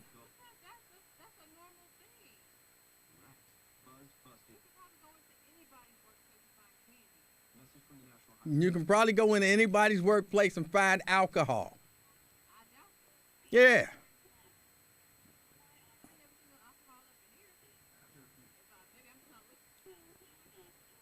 Because they know we got an alcoholic that work here. In my opinion.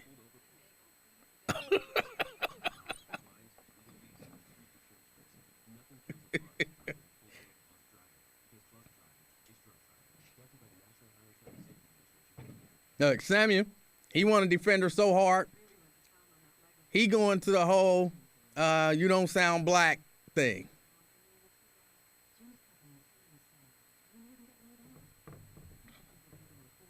You can still walk past it and not take any candy. Then why don't they bring some crack in here and say to the crackheads in here, hey, you can walk past the crack. Or bring alcohol in here and say to the alcoholics, just walk past the alcohol. Bring some prostitutes in here and say to the sex addicts, just walk past the sex. They won't do that to them, but to me, oh, they'll bring candy and just sit it out. Have all the candy. It's spread all over the table.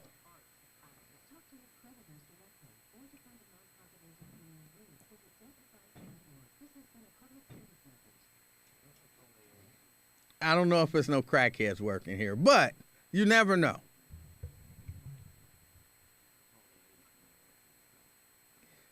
Nikki says, don't be weak. Use your willpower. If I had the willpower, I wouldn't be addicted.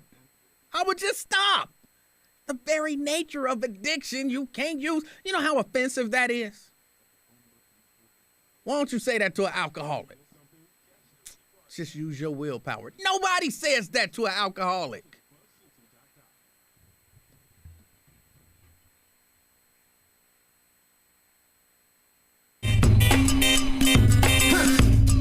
$23 minutes to the top of the hour. It's the afternoon experience. I'm Emanuel Livingston. I'm with you until 3 o'clock. You know, I've shared on this radio station before my addiction to sugar and sweets. I've shared that before. You know, I try to be vulnerable with y'all every once in a while. I think somebody trying to set me up. They got like a whole table full of candy in the back. Just candy.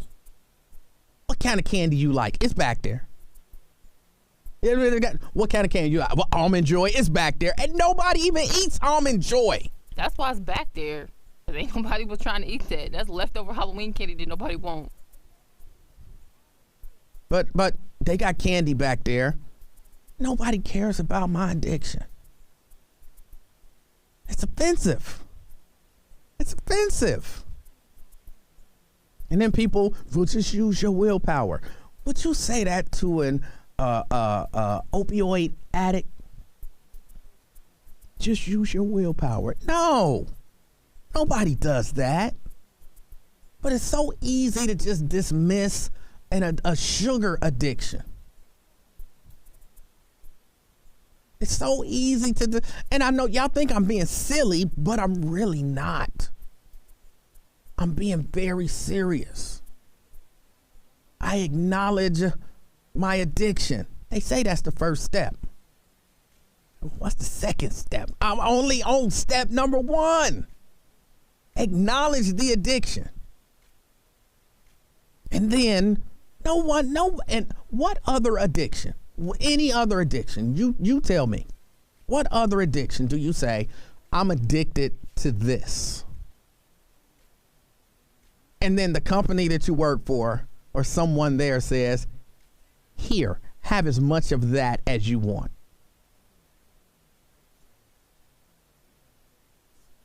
Or, I'm going to bring it in. I'm going to sit it in front of you. You just be strong. Honestly, I'm asking honestly, could you imagine somebody doing that to an opioid addict? I'm addicted to opioids.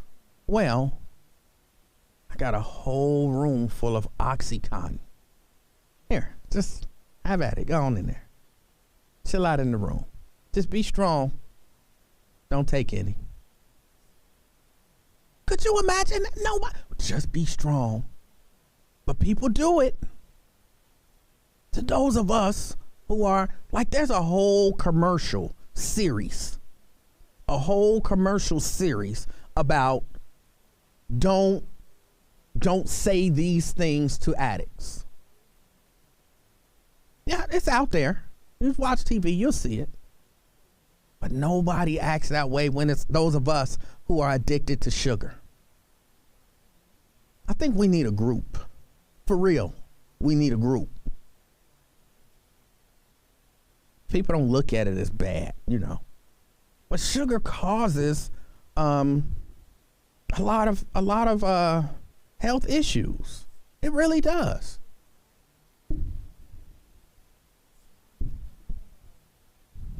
And stay strong.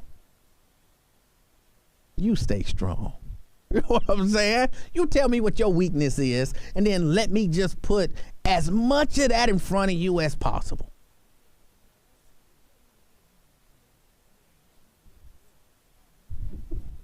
It's offensive the way y'all treat us. And I will be the spokesperson. I'll be the spokesperson. I kind of fit. You know, I'm fat. That's really it. I'm fat. That's all that matters. That's my stereotype for those of us who are addicted to sugar. Fat.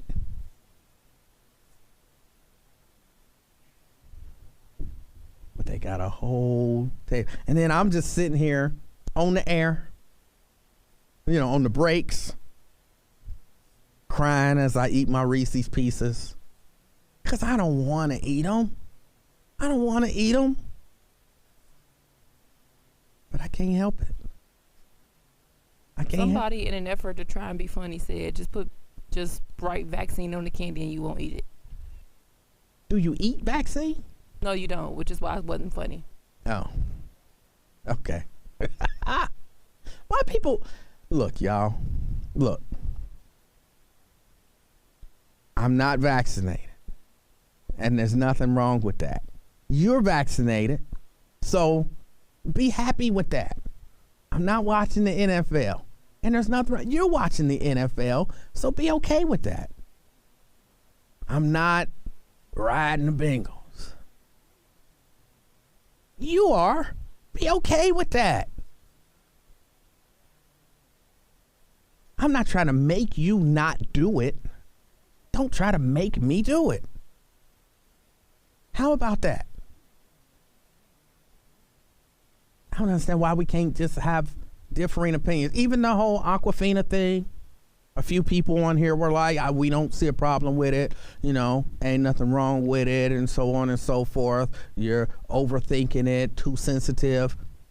Okay. You don't see a problem with it. I'm not trying to make you see a problem with it. Somebody would argue I am, but I'm not. So don't try to make me.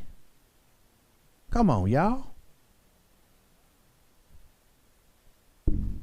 All right, let me get this break in here. It's the afternoon experience. I'm Emanuel Livingston. They are trying to shame me. They're online trying to shame me. That has never been the way to make somebody beat an addiction. Shame on you. Never. It's the afternoon experience. I'm Emanuel Livingston. I'll be right back. All the news and information you need. It's just...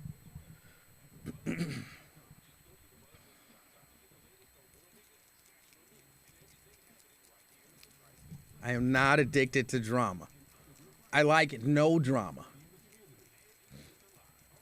I like no drama. If I was addicted to drama, y'all would be seeing all of the stuff that Black Wolffish has posted during the show. Because he's been going bonkers.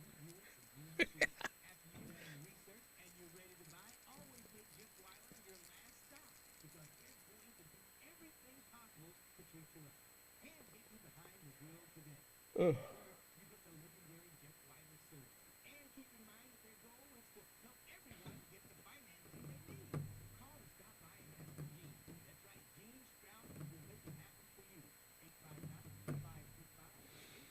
Mm.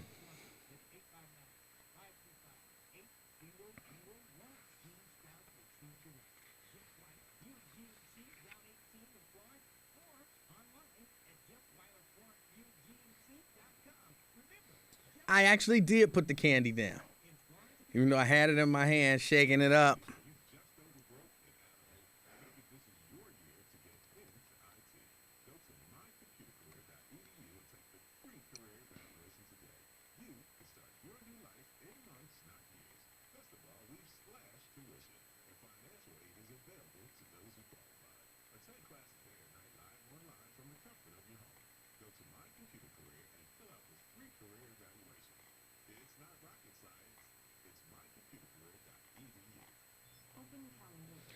Raven, do you believe Kanye? That they are keeping him away from his kids?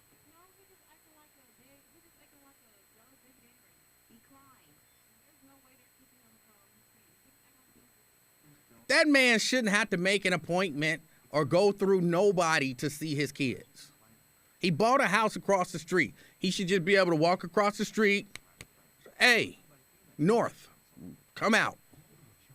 He shouldn't have to check with security to see his kids.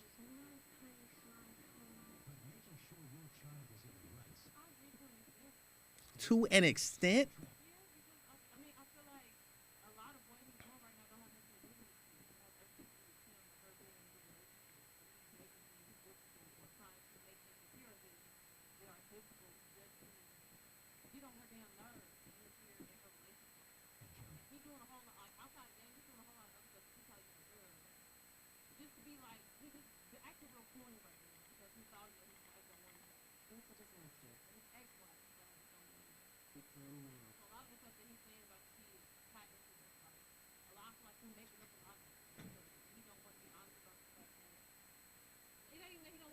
What? He is seeing somebody else. Why he got to lie about that?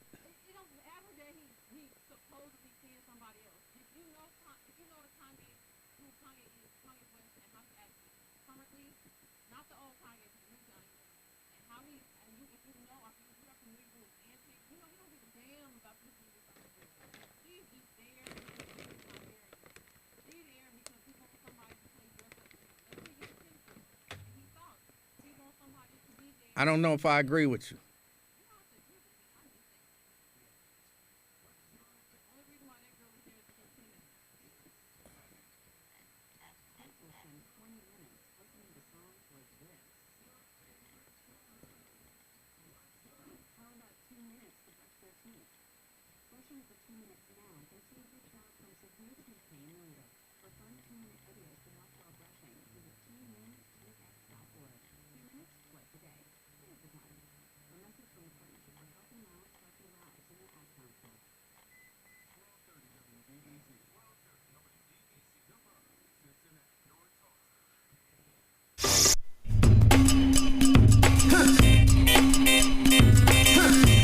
Minutes.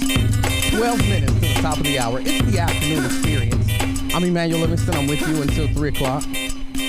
On the break, had to get a feel for how my technical producer, phone screener, and overall smart person, even though she's a little bit of a man-hater, felt about... I certainly am not, and I don't appreciate you calling me that. A little bit. You be hating on the men.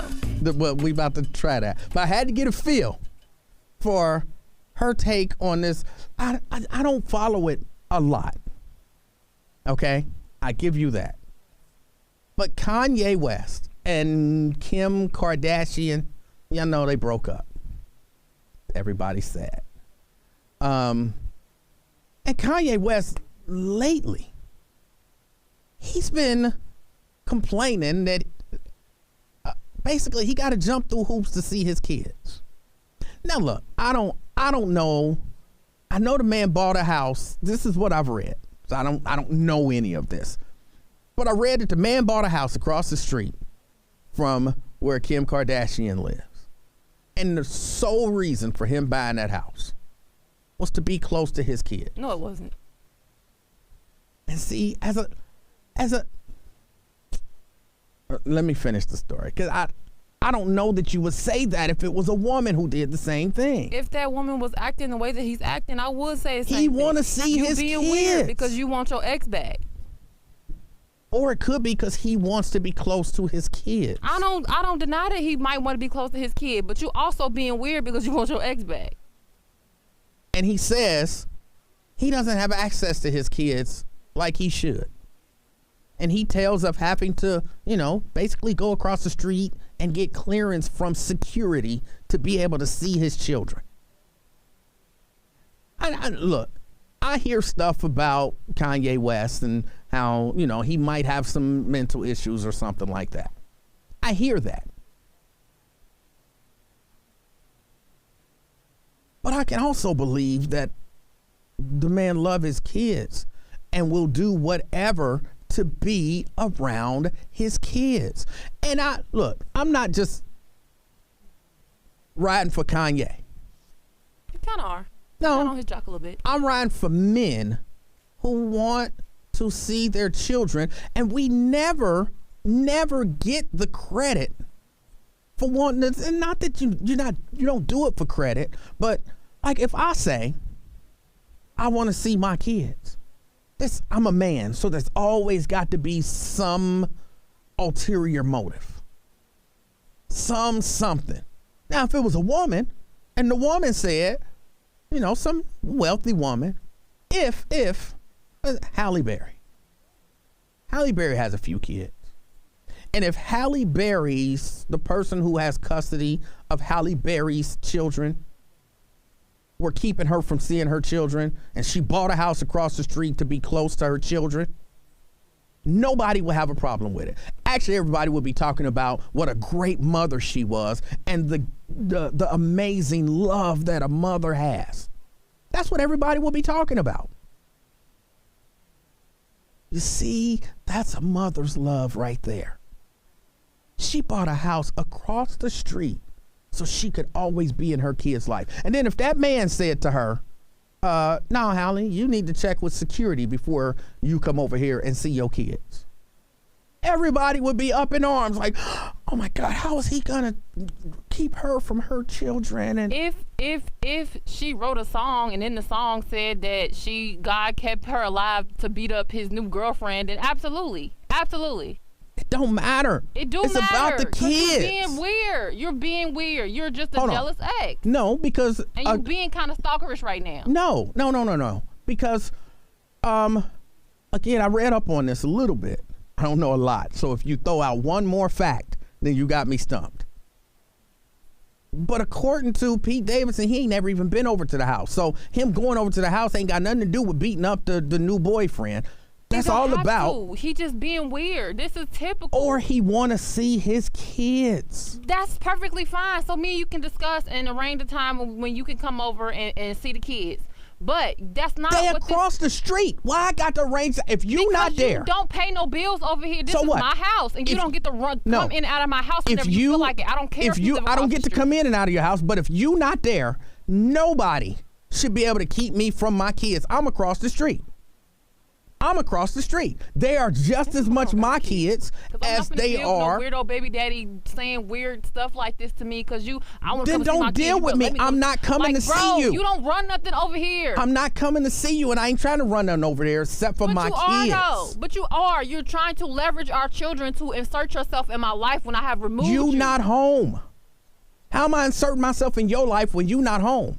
I'm trying to see and spend time with my kids. Because you want to be in my business. You want to be there when I'm not there. You want to be out in my business. I live across the street. I don't have to be there. Send the kids across the street. Send the kids across the street. But that's not what you're asking for. You're asking to pull up to my house whenever you feel good and ready. And say, hey, you're not asking me to send the kids over to your house so that you can see your children. You're across the street. My kids can just walk across the street and go to your house. That's not what you're asking me for. You're asking to come over to my house and request their presence whenever you feel like it.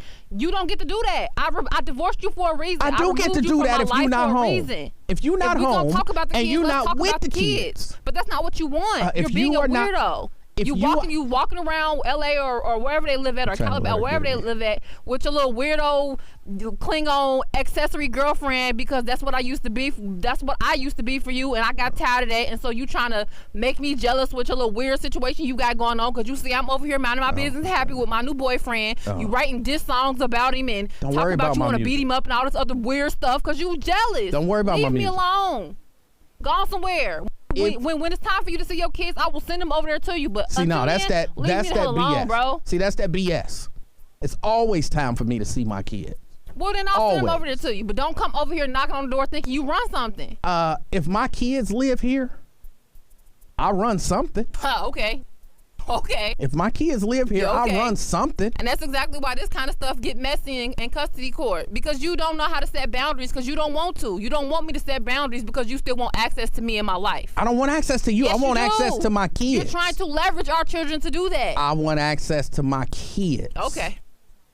And see, that's the mentality. Like, as a man, you don't have access to your kids. But it ain't got nothing to do with man or woman. Yes, if it was a woman doing that same weirdo stuff, I would feel the same way. No. How are you trying to tell me how I would feel? Because you wouldn't. You don't know that. I know. You're actually making assumptions because you feel some type of way. You so wanting to cape for men that you completely neglect that common sense is real. If a woman was doing that same weirdo stalkerish type of stuff where she trying to force her way into a man's life, I would still say you a weirdo. No, that man don't want you, sis. You would say do not. That man don't want nothing to do with you. I'm gonna let her get out.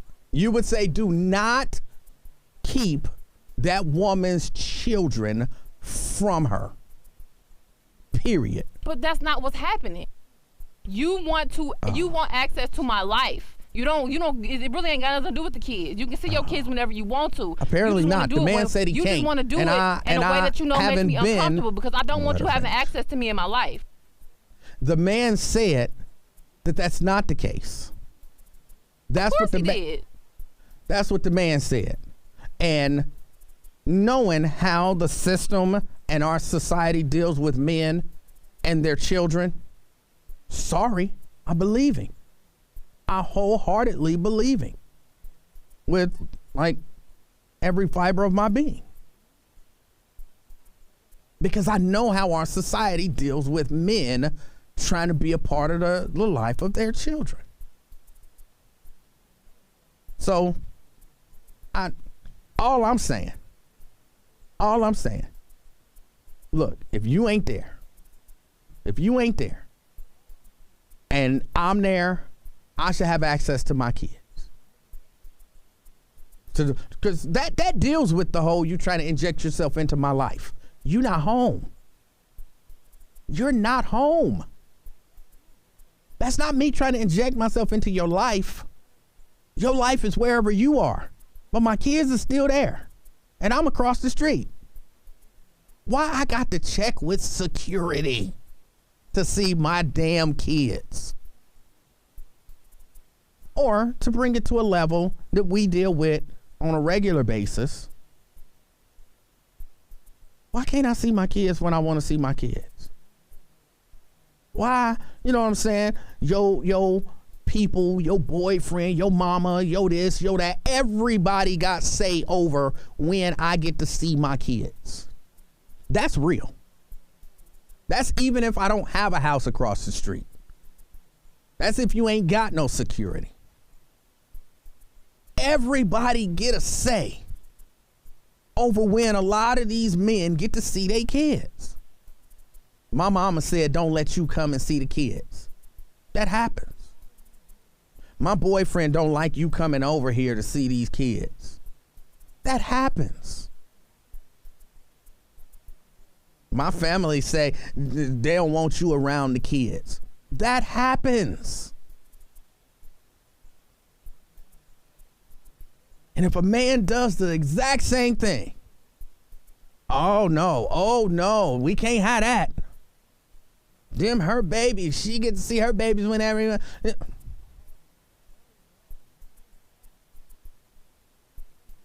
That's what when I saw the story.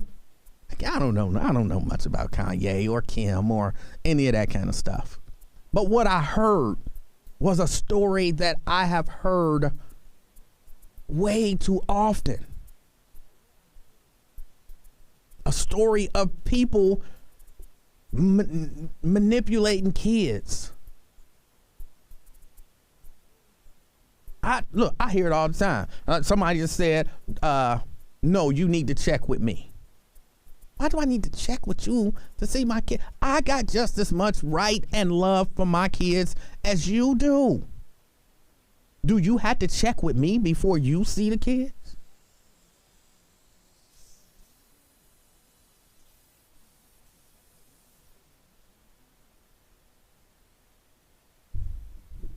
I'm just saying. I saw the story and it rung true to me. And I don't think it should be the case. You have an ex who has a problem with boundaries, it got to be like that. No, it don't. It do. You don't get to violate my boundaries because we got children together. It's not about your boundaries, it's about the kids. You're right, but you don't understand that either. So now we are where we are. No. I understand. No, you don't. Probably better than most. Let me get a break. It's the afternoon experience. I'm Emanuel Livingston. I'll be right back. WBBZ, Cincinnati, 1230.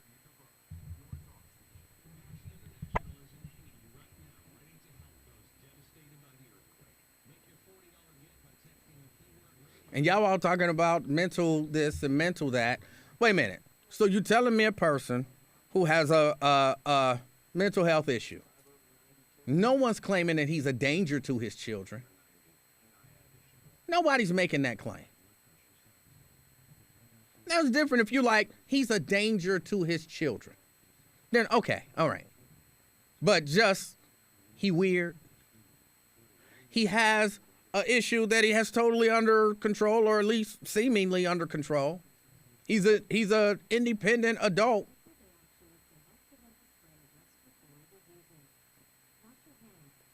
But because we think he might be really weird, he don't have a right to see his kids.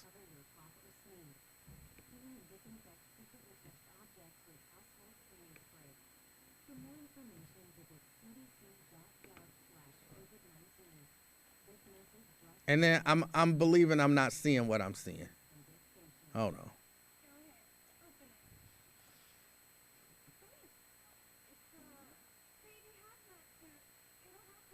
See, Maurice, I don't agree with you on that. You didn't lose access to your kids when you left. You lost access to me. You lost access to me when you left. Those are not your kids. They're still our kids.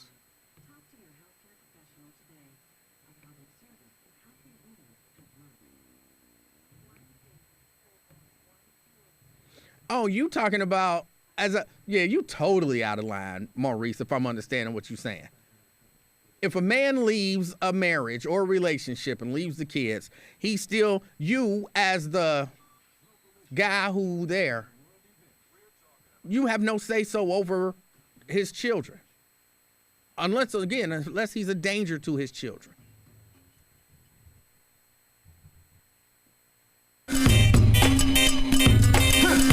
Four minutes after. It's the afternoon experience. I'm Emanuel Livingston. I'm with you until 3 o'clock. Ain't got just under an hour. 513-749-1230. Talking a little bit about, I brought it up in the context of Kanye West and Kim Kardashian. But I'm not just talking about that situation. I don't know that situation. Y'all have to understand, I use these stories to talk about serious issues that we all deal with, but we can kind of see them, understand them through the context of some story of some celebrity or something in the news. So I'm not specifically talking about Kanye West. All right? I'm talking about the issue that is a real issue of people, it's not just men, but it's mainly men, being isolated from their children and other people stepping in to try to keep them away. I don't like that. I don't agree with it. Let me go to the phone. Joyce. Hey, how are you doing today, Emanuel? Joyce, I'm doing all right. Okay, well, I have a son. Well, I have two sons, but one of them has children. So I agree that men are getting the short end of the stick all the time. That's no doubt. But Kanye shouldn't have bought a house across the street from his ex. Why not? Because it's just invasive. It's just How? It's a house. You shouldn't be over there. It's called stalking. It's a house. Weird. It's pathetic. Oh, my goodness. So the man can't live where he want to live now? He should have bought a house down the corner, around the block, anywhere beside across the street. Oh, my God. Because it is now, and Kanye should go to court and get visitation rights. He has rights. He is a father. So go to court, Kanye, like you and your poor self went to court, Emanuel. You're not poor, but you went to court. That's what people have to do. Men have to go to court. They don't always get the best deal in that courtroom, and we do know that. I know it, and you have to continue to fight to see your kids. But he should go to court. He has enough money. He has more money than most. He's a billionaire, so he should be able to go to court and say, "I need to see my kids 2 weekends a month, like she gets 2 weekends. I need to see my kids 2 weeks a month, and she gets them 2 weeks a month." Whatever, because he's got enough money to prove it, and that's what he needs to do. Okay? But Joyce, he shouldn't be moving across the street. And Joyce, he doesn't need to come in my house at all ever again in life. Joyce, let me disagree with you on this. The whole moving across the street piece. Okay, it's pathetic. While that may seem weird, right? It is weird. It's pathetic. It's weird. I don't know that it is. Let me tell you this. Yes, it is. Man, you wouldn't move across the street from your baby mama. You know it. Hold on. Let me tell you this. Okay. I have a white friend.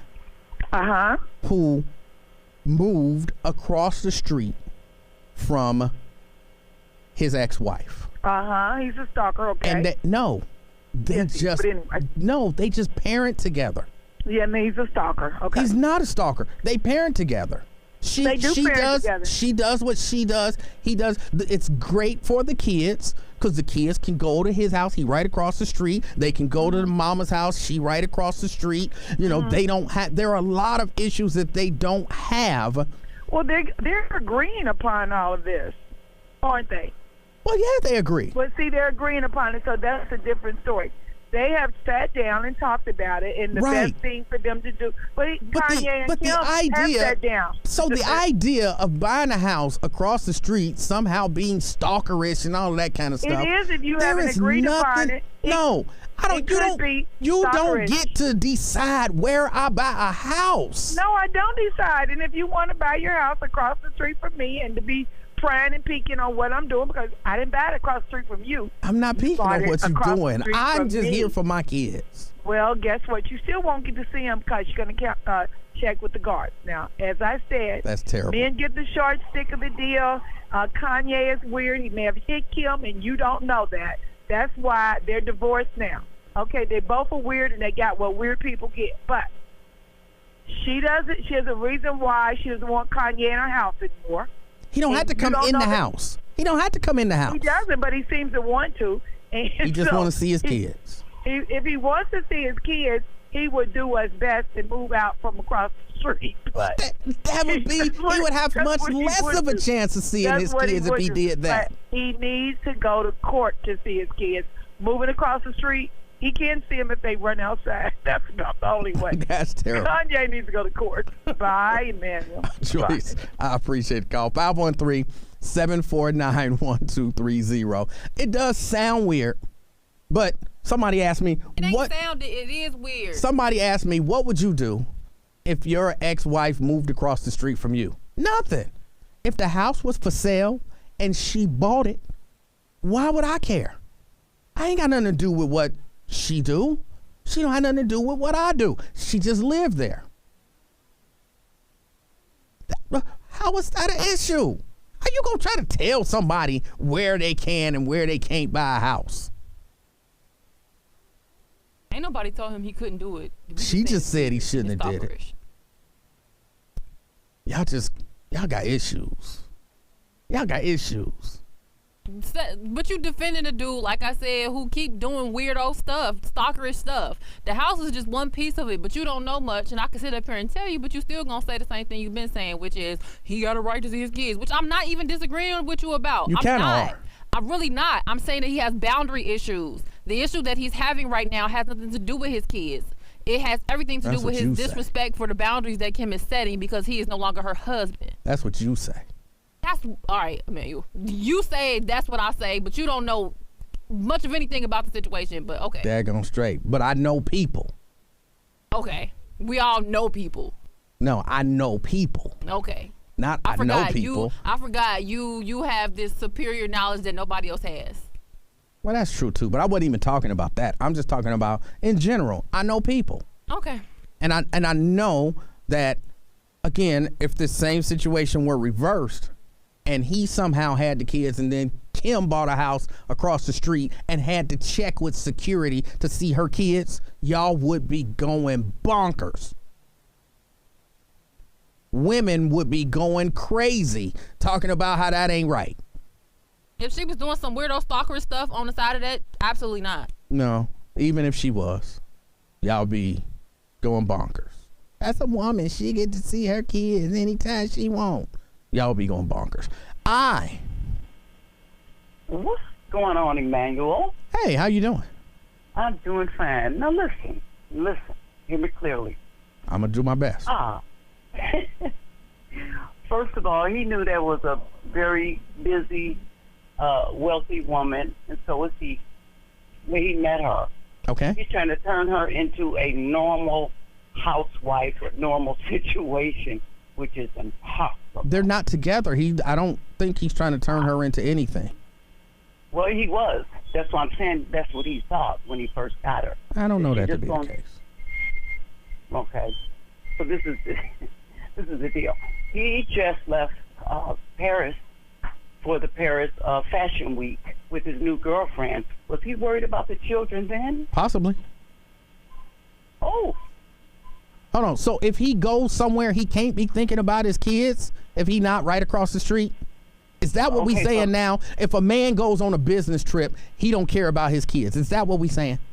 No, that's not what we're saying. Okay. If she goes on a business trip and she takes the children with her, that seems to like he simply has a meltdown about that. Where's she at with the kids?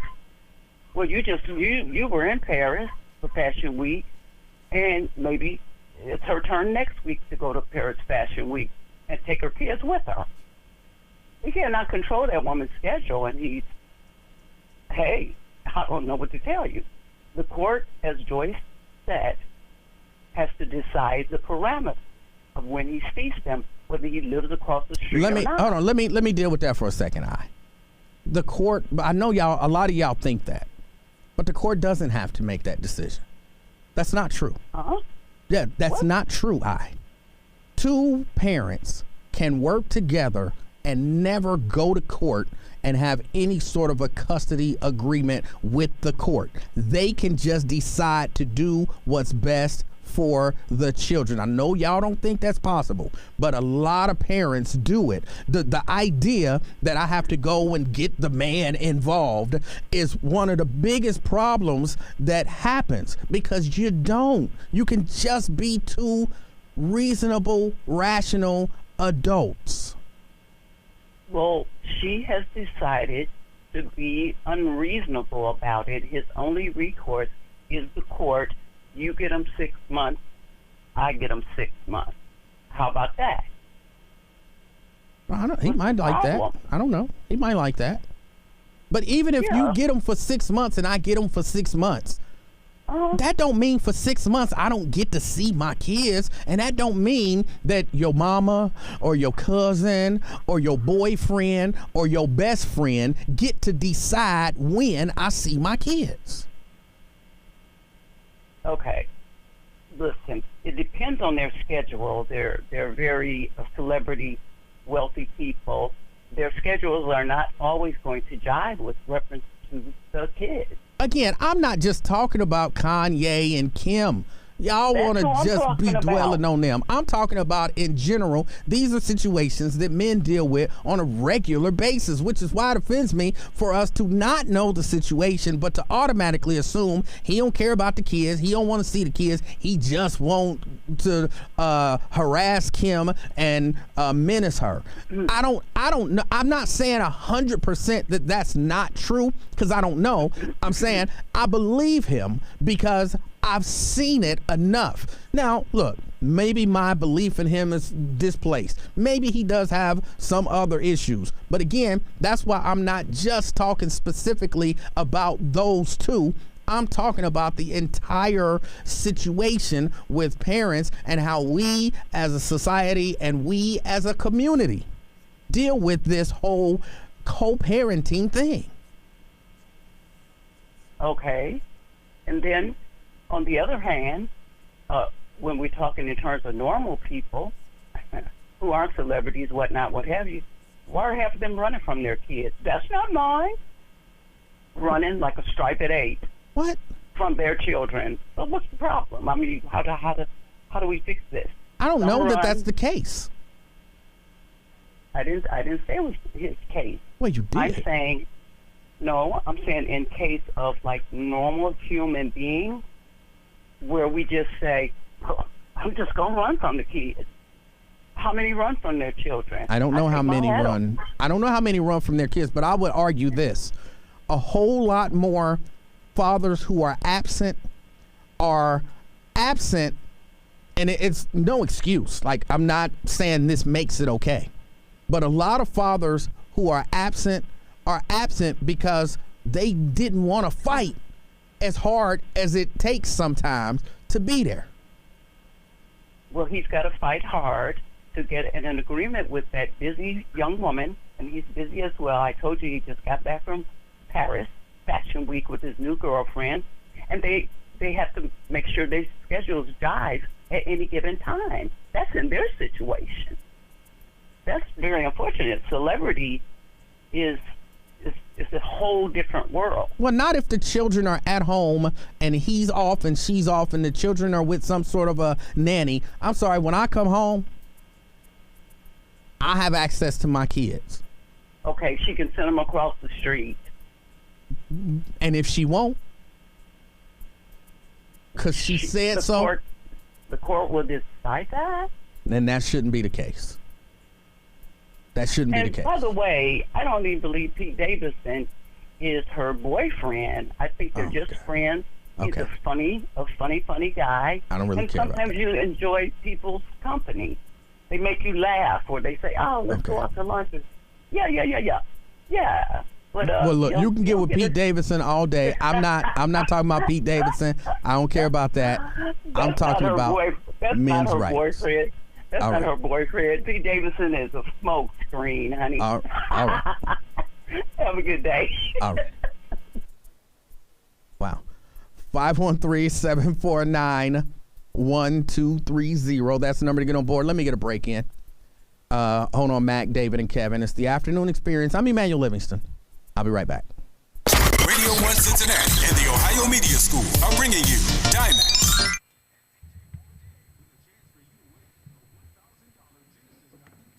But the truth does come out. Women believe they are the arbiter of how much time a father should get with his children. And that becomes a problem. And because they're the arbiter, they can give that power to other people, like their mama, like their cousin, like their boyfriend, like they, whoever.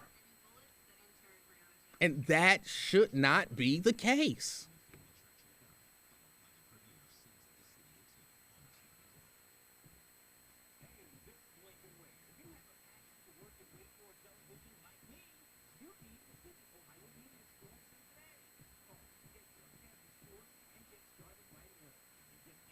And I'm telling you right now, if the situation was reversed and Kim Kardashian was saying she does not have access to her children, all these women calling in talking about he should this and he should that, they'll be talking about how evil he is for keeping that mother away from her children.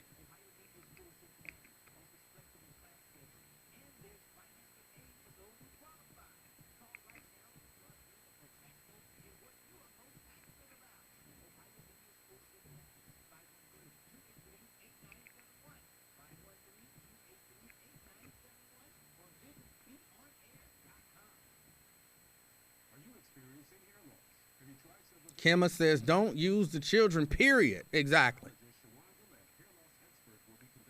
And I'm a big believer. Like, you know, you got a babysitter even. You're not going to be in. So, I'm going to take the kids over mama house because I got custody or, I'm the custodial parent. I'm like, I'll kids can stay with me. It ain't your time. You get them on the weekends. Why? There are women who would rather, I'm going to send them to somebody else than send them with their other parents. I'm sure there are men, too. I don't want to just say women. Because I'm sure there are men who do it, too. But there are people who would rather punish the other parent by keeping the children away. And I keep having this conversation because one of these days, you know, I keep telling y'all, the more I hear it, the more you hear it, hopefully the more you think about it, and at some point, we begin to change our views on it.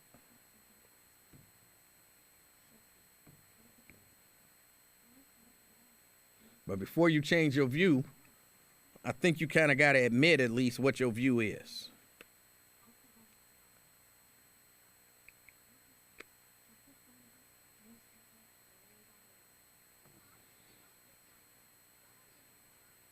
Jason said, my kid's mom tried that stuff. Yeah, they do. Again, I'm telling you, I'm not making this stuff up. I talk to a lot of men with children who are trying to build relationships with their children. One of my police officer friends gave me somebody's phone number, and I reached out to them. It's not the Fatherhood Project, but there is a organization, I guess I'm going to say similar to the Fatherhood Project, who does something. I'm going to try to get him in here to talk about this. Because, again, my conversations with dudes, like, I don't have no resources to help them. But sometimes, you know, it's like a support group. People just want to talk. And then you find that a lot of what ails us is the same stuff. You be like, I hate the term. Do my baby mama know your baby mama? Because they act exactly the same, you know. As you begin to talk with some men about them trying to develop a relationship with their children.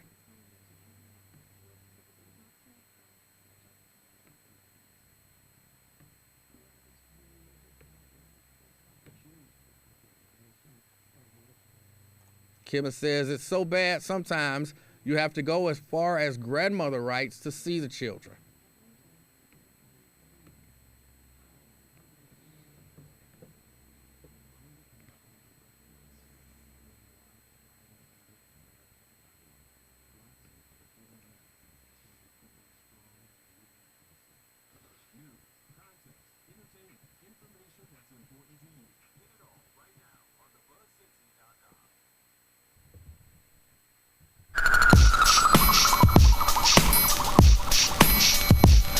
Three minutes after. It's the afternoon experience.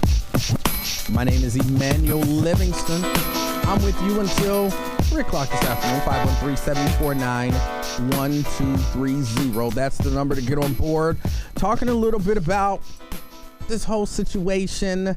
See, I don't want to say it because then people are going to think that's what I'm talking about. So then they're going to call in and start talking about how much they love Pete Davidson. I'm not talking about those two individuals. But regular people have these issues as well. And I just need a lot of y'all to change y'all minds about the way y'all view this men as parents thing. Change y'all minds. That's all I'm really trying to get at. Let me go back to the phone. David, you're on the buzz. Hey, how you doing, Emanuel? I'm doing all right, David. All right. Let's agree on a whole bunch of things you said, because you're absolutely right. The court system does not have to be involved in the process of parenting. They don't. When you're parents, you're a partnership. And even though you're not together in a relationship, you're still partners. There's nothing wrong with him moving next door as long as he respects boundaries. So let's get that off the table. All right. We don't know Kanye's situation or what their situation is. There's not enough evidence or information out there to assess whether or not he's a safety risk. Based on what we know about Kanye, we may think that. At least I thought that. I assume like it's probably a safety risk because of his historical mental health issues. And here's why I'll tell you why I did not come to that conclusion. Because I guess someone was asking Kardashian about it, and her thing was he can see the kids anytime he wants. That's not true. So if she's saying he can see the kids anytime he wants, then she probably doesn't view him as a safety risk. So okay, no, that's fair. That's fair, because I wasn't aware of that. I was just going by what I was hearing people say during this conversation today. So and what I know about Kanye being in the news and the tabloids with his own personal mental health issues, I didn't know that she had stated that she doesn't have a problem with the kids being with him. If that's the case, then that does create a little bit more of an issue of why he can't have full access. Right. But on the same aspect, he does need to make some sort of notification arrangements opposed to just popping up at the house, even if it's next door. Because when you go into this divorce situation, the whole dynamics of the partnership changes, and you have to have respectable boundaries, whether it be physically, geographically, or time-wise. So that's the only thing that I would say why he would probably need to notify someone. One of the biggest problems that happens when people get divorced is that third party that comes in and want to try and help police our relationship. And that's, as you know, the friends, the families. Yes. All these other people telling them, don't let him see them kids when he wants to. All that mess. So, and the reason why I felt compelled to call in, I spent 13 years down in Hamilton County facilitating a class called Helping Children Cope with Divorce. And that was the judge's attempt to keep you from coming back to the court. They don't want you coming to the court. They want you to work out the issues if you possibly can. The court system is when you can't work out the issues, when you can't come up with a parenting plan, when you can't cooperate with one another to benefit the children. Right. So that's what I was calling for. And the other thing is, men are starting to get more rights than when they had years ago. Like, there are more men getting custody of children than have ever had before. It's been an ongoing battle. The courts have traditionally favored the woman as the residential parent, but that's shifting because they're engaged, want to be involved, and I think you were saying a few minutes ago that there's a lot of men that don't get involved with the children, block. And I'm sitting here fighting and try and get to see my kid, and then they give up. Yeah. Which is unfortunate for the kid. The kid is the only one that loses in this case. So we just gotta learn that even though you're not together with the person, you're still in the business of raising them kids. And you don't want your business to fail. The kids are your business.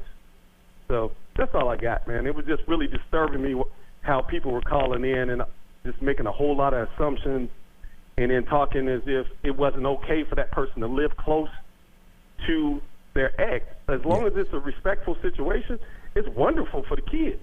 Yes. Because they have that sense of normalcy and they can have a visual presence of both parents. All right. Okay. David, I appreciate the call. 513-749-1230. That's the number to get on board. Oh, hold on, Kevin. I'm sorry. Let me get a break in here first. And then I've got Kevin and Mac on the way. It's the afternoon experience. I'm Emanuel Livingston. I'll be right back. Here's what you need to know.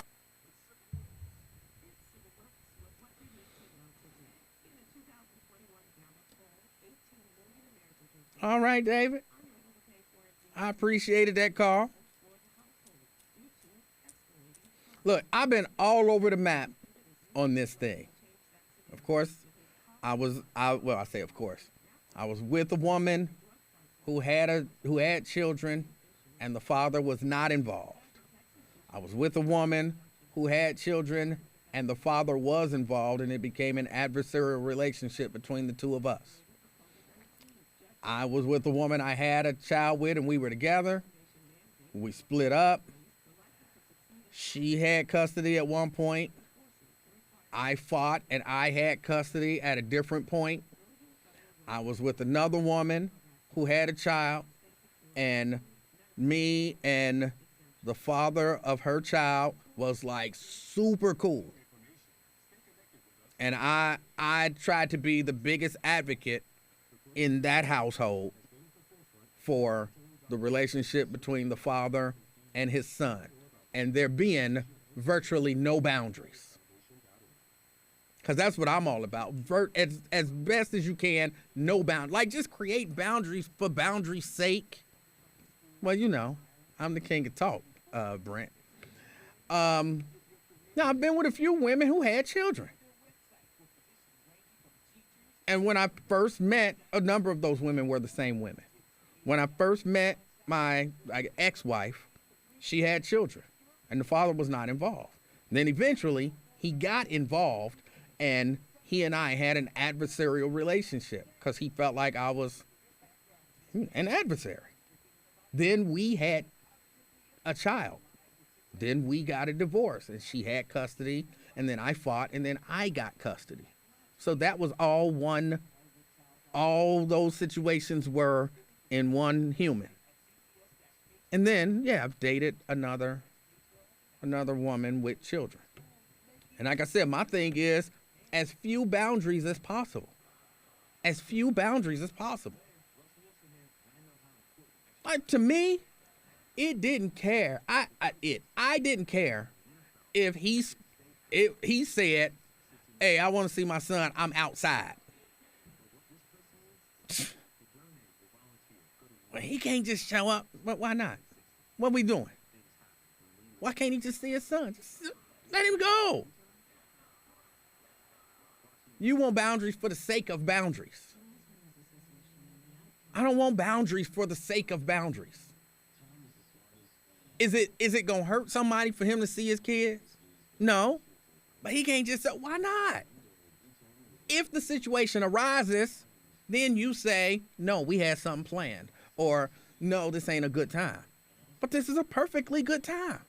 So why not just let him take his son and then go and do whatever? Again, boundaries just for the sake of having boundaries, I'm not for. I'm going to be your advocate if I'm in that situation. Because I believe a father's relationship with his children is important. Nicole says, so you let the man walk. Hold on. I'm sorry. So you let the man walk up in your house whenever, at any time. He could be there. Who said anything about walking in the house? He ain't got no key. You know what I'm saying? But if he want to see if he come and he knock on the door, or he call and say, I want to see my son, I'm on the way. Why are we saying no? There should be a reason for a no, not just because. If he said, I'm sitting outside, can I see my son? Well, you got to call first. If ain't nothing going on, your son's just over there playing video games, why are we saying no? Why are we saying no? We saying no for no's sake. Hey, your daddy outside. All right. He outside because he's excited. Why take that away? Again, boundaries for boundaries' sake, if you ask me, is control. I'm not trying to control nobody.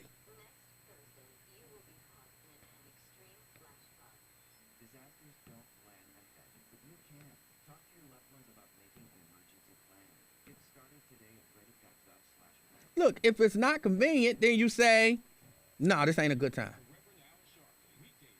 But if every time you saying this ain't a good time, that's when you run into issues. $25 minutes to the top of the hour. It's the afternoon experience. I'm Emanuel Livingston. I'm with you until 3 o'clock. It's 25 minutes. At 3 o'clock, you definitely want to catch Al Sharpton.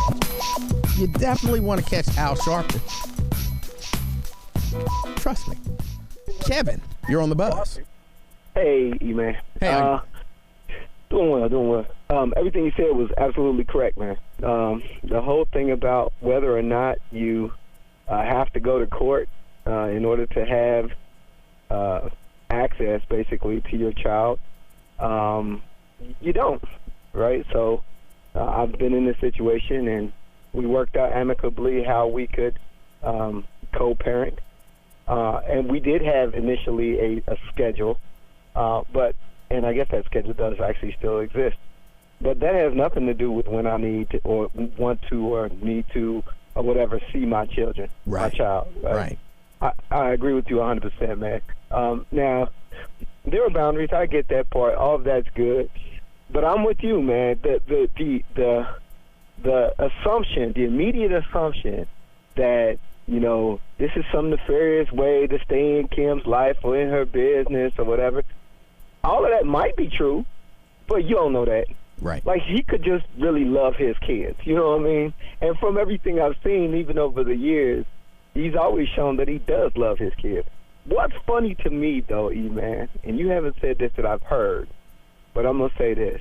In any other situation, all we would be hearing is, he ain't no good, he don't want to see his kids, he don't want to be around his kids, he don't love his kids, and all of that other stuff. Now, when the person, because he has the means, moves as close as he can to his children so he can see them as much as possible, he's weird, he's a stalker, he's a bad guy.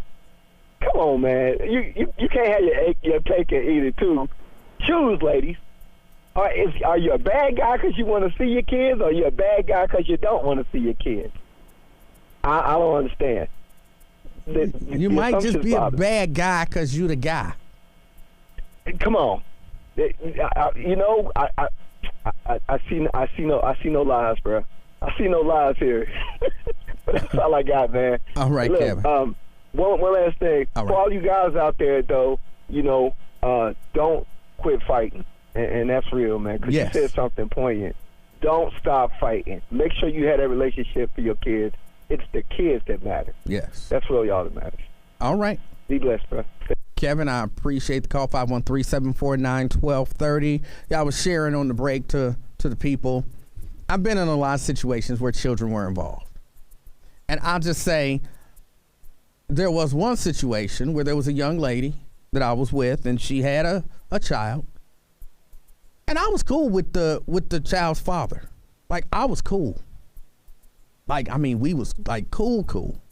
And sometimes I think, because people keep talking about, you know, boundaries this and boundaries that. Which, nothing wrong with boundaries. I'm all for boundaries. Just not boundaries just for the sake of boundaries. Boundaries should have a purpose. If the purpose of your boundaries is to exhibit control over somebody, I don't know that that's the best thing. When there were a time or two when this father would just show up. He wasn't doing nothing. He had some time. He wanted to see his son. And at one point it was like, no. And I'm on the other side like, why not? Why not? He could have called. He could have this. He could have that. For all he know, we could have something to do. For all he know, this and this and this and that. Like, but we don't. And his son ain't doing nothing but playing video games. So why not just say, okay? And the term boundaries wasn't used. But, you know, no, we got to set boundaries. But why are we setting why? Like, if no is appropriate, then no is appropriate, right? If no is appropriate, then no is appropriate. We had plans. He's busy doing something else. This is going on. That's going on. But you just gonna let somebody just show up? The point is, I really believe in the importance of the father in the life of his children. So anytime you can facilitate that relationship, why not? Why not? And somebody said that's having an open relationship. Well, that's foolish. And if I were easily offended, that's offensive. I don't understand, again, boundaries just for the sake of boundaries. So the person could just come over, no calls, unannounced, no arrangements? Yes. Because his son is here. And anytime he can carve out even just a few minutes to spend time with his son, they have a healthy relationship. Carve it out and come on. You ain't got to call me. You ain't got to ask me. You ain't got to beg me. Just do it.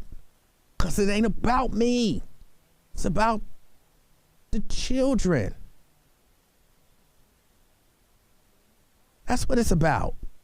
And yeah, again, if there's something going on, you say, no, because we're busy. No, because we had some plans. No, because we're this, because we're that. But if it's always, no, but the kid ain't doing nothing but playing video games. No, but the kid ain't doing nothing but sitting down watching TV. No, but the kid ain't doing nothing but, you know, playing around in his room. Why are we saying no? Well, because he didn't call in advance. That's not a good reason to say no. A good reason to say no is because something is going on and you can't have access to the child right now. And it's not about me being in control. It's about an actual reason. And if you say yes when it's not inconvenient, he ain't doing nothing but playing video games, yes. Hey, your daddy out there. Daddy, great. Everybody happy. Guess what'll happen? If that happens and that person shows up unannounced, didn't call, just dropped by, and the answer is no, they'll probably understand. They'll probably understand it, like, they'll never keep me from my kid. So, hey, there must be a reason. But if it's always no, I think there's some control issues on behalf of, I guess in this case, the mother. And that sounds foreign to people. Like, that type of cooperation sounds foreign. It ain't like nobody got to have a key to the house, you know what I'm saying, where they can just come in at any time and, you know, walk around the house and do whatever. But I mean, imagine. You were scheduled to work. You were driving to work. You know, you work, I don't know, second shift. You were driving to work and you got the call, no, you're not coming in today. And you happen to be near where your child lives. Well, you just roll on through and you pick up the phone and you say, hey, I had some free time. I was right by the house. I'm actually sitting outside. Can she come out? Can I take him? Can we hang out? No, you didn't set nothing up in advance. I didn't know in advance that I would have free time. And I happened to be in the area. So I just thought it was a good thing to, hang out with my kid. See, we need to set some boundaries because you this, that. Well, what's the kid doing? Nothing. In his room playing video games. You don't think he would love to come and go with me and we can go to the park? But you didn't call. We didn't set this up. That's control, if you ask me. That's unless there's some, because legit issues do occur. They do occur. So if there is like some legit issues, then that is different. That's different. But if this is a father who love his son and or daughter or children, they want to be in their lives, don't withhold it because you can. Which I think a lot of that stuff happens. Don't withhold it just because you can. I promise sometime I don't know that we really think about the importance. I think it's exceptionally important, the importance that a father plays in the role of his sons and daughters.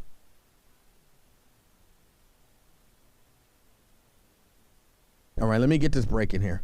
It's the Afternoon Experience. I'm Emanuel Livingston. I'll be right back.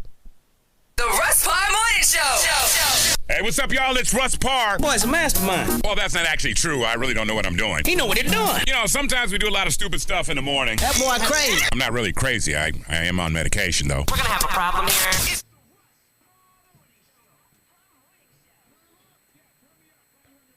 I don't think there was bitterness there, actually. I think it was more of a control issue. It was kind of like what I'm seeing, what I'm reading. Everyone glance over and I see some of the comments.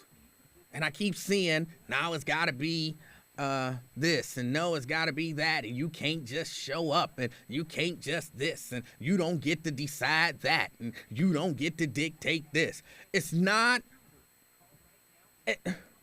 you're not going to control me, is what people think. And what about the fact that stop trying to control them because of that power that you have in that moment? Now, I'm not saying it happened a whole lot. But that particular situation was one where that person's schedule was very, I'm going to say flexible. It's not flexible. I don't know what the term is. It was kind of hit or miss. Didn't have a regular schedule. Got a chance to, he get called in at the last minute or get called off at the last minute. I don't know if that's the appropriate terminology. That was a real thing in that person's life. And I just never believed that it's okay to punish him for that or punish his son, because you can. And again, that is a control thing.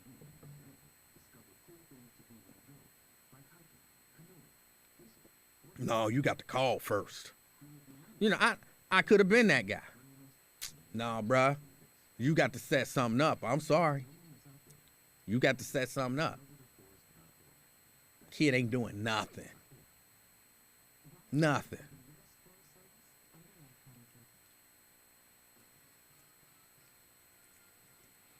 A fluctuating schedule, yes. And unpredictable.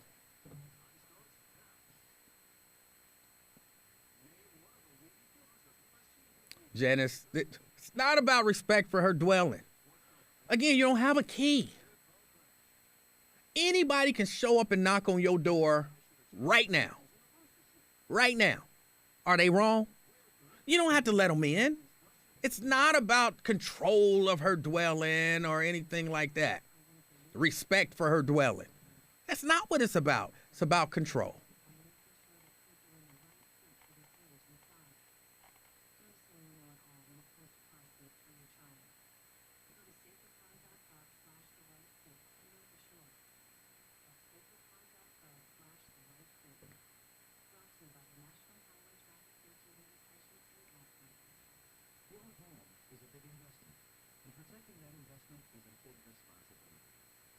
How do you know she didn't have plans with her son?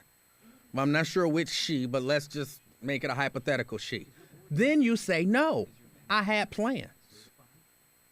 That's why I said, if there's something else, then you say no. But if there's nothing else and he ain't doing nothing, sitting in his room, playing video games, watching TV, just wasting time, why say no? Yeah, if you got plans, say no. And so, sorry, you wasted your time coming over here not calling. But I'm comfortable with you wasting your time coming over here not calling. See, that's the respect for my house. When I say no, you say, all right, see you later. That's respect. Respect ain't, I'm not coming over there. That's not showing respect. Hey, can he come out? I take him to the park? No, we got something planned. Oh, all right. My bad. Have fun. That's respect.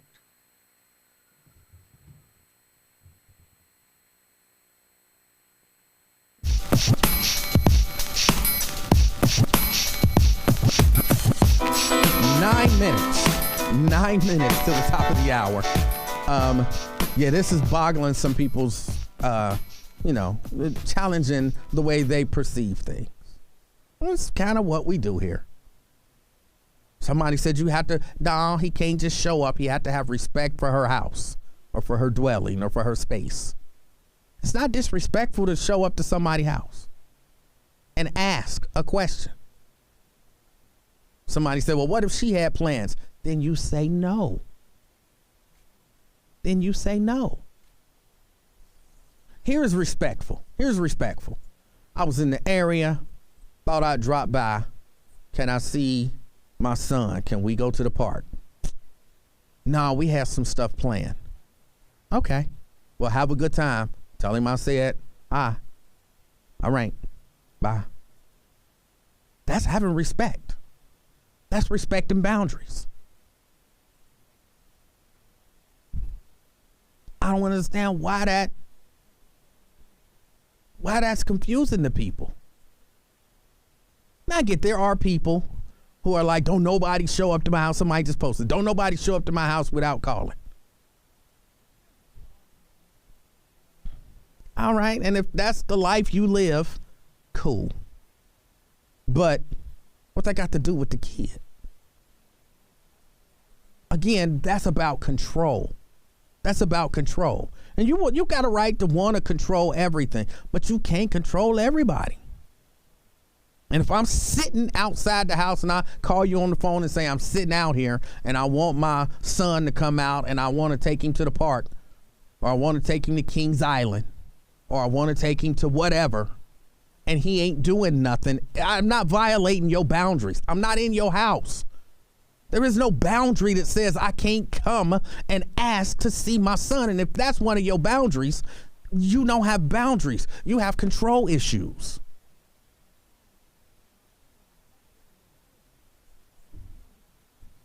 People that boundaries. Define boundaries for me. Define boundaries. I don't know that y'all understand what boundaries are.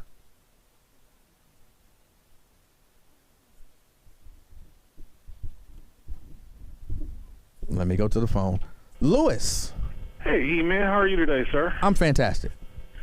Hey, I like your subject here. I raised my son my wife's son. She had a son when I met her, and he turned out to be a fine young man, but I raised him in a scenario like that.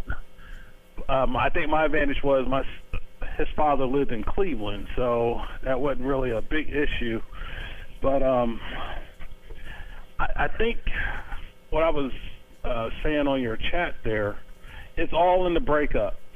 It's something about the reason why the parents aren't together. If it's mutual, it's probably not going to be an issue with the father and the mother co-parenting.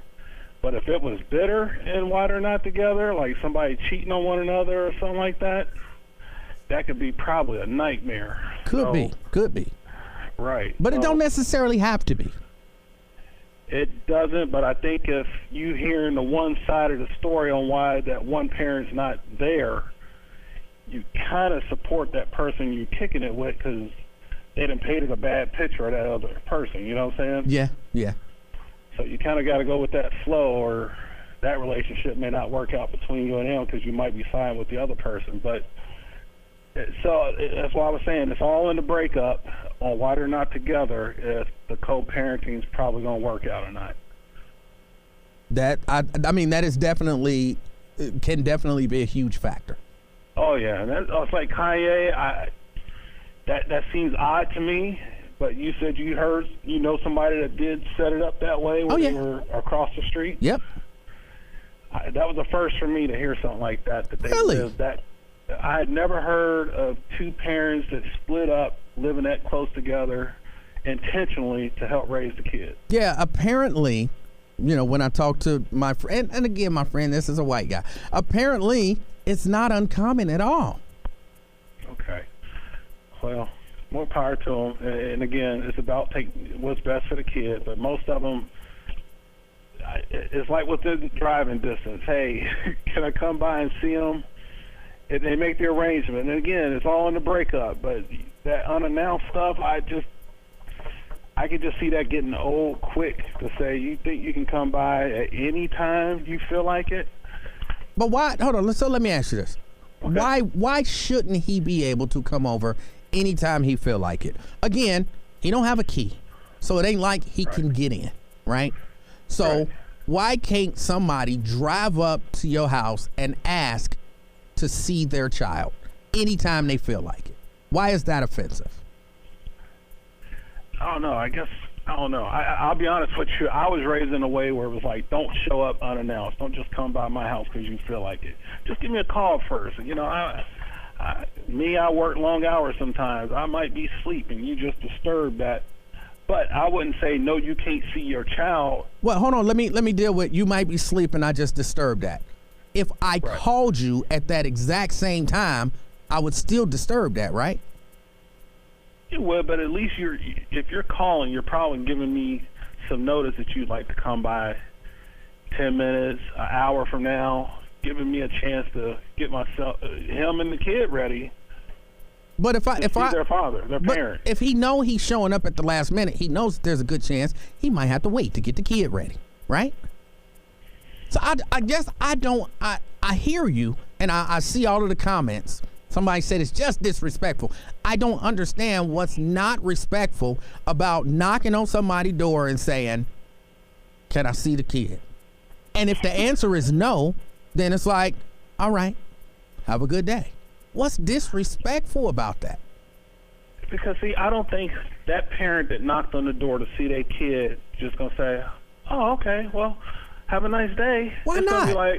Because they know they're showing up unannounced, so they know there might be other plans made. So for the life of me, I don't see. It's all in the breakup. It's all in the breakup because it could just be like, you got the audacity to come by here after you done did what you did, and now you knocking on my door like everything cool. And see that again, it's all in the breakup. If it was a mutual thing, hey, we ain't clicking like. I hope that let's be friends and let's be responsible for our child. Let's co-parent. But if it was bitter and you coming by unannounced, okay, then guess what? That person told no, you can't see them. They're gonna be like, I don't know. I don't know that that's gonna be a why not. Why can't I come in, or why can't my son come out and see me? But then look. Then don't answer the door. Then it's a conflict. Or don't answer the phone when they say I'm sitting outside in the car. Don't answer. I feel you, but at the same time, that's going to come back later. Like, I come by there to see him, you won't answer the door, you don't let me see him, and then all of a sudden, all right, we'll let the court settle it, So that, I'll tell you, it all sounds like control issues to me. I don't know. Again, you gave a scenario if he knocked on the door, hey, my job, told me, hey, we're caught up on work, I got some free time. I would hate to see a parent say, well, sorry about your luck, you came by unannounced. I would at least say, hey, come see your parent. They came by to see you. And then, like you said, if they had plans, say, hey, I don't mind you saying hi to them, but I ain't going to just close the door. You that close to see your child. Lewis, I appreciate your call. All right. A lot of parents would just close the door and not even let you say hi. Raven, thank you for everything that you do. Everybody who called, everybody who listened, I appreciate you. Until next time, it's been the afternoon experience. My name's Emanuel. I'm out, y'all. Peace. 12:30 a.m. WDBC Cincinnati, an Urban One station.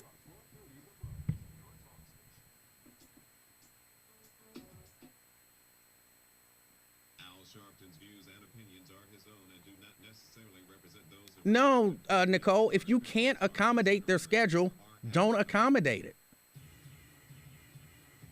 If you are making love to your whoever, don't stop to answer the door. Like, this stuff ain't hard to me. This stuff ain't hard. It's not about any of that. It's about control. It's about control.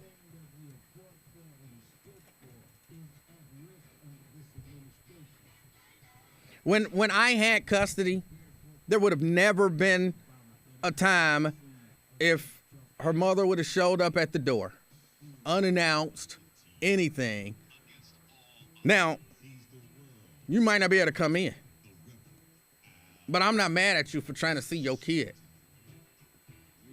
And I wouldn't have a problem saying, no. No, sorry. She's working on something and she can't. We got plans, and so she can't go with you.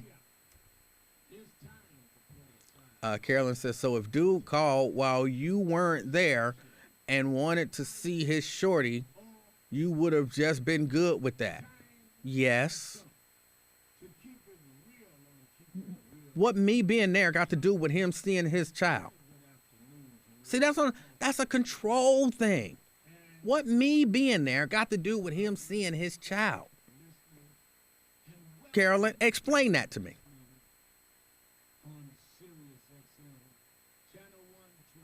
I think Oakdale was. 513 dude said they can't admit fault, so they throwing out stupid scenarios that don't make sense.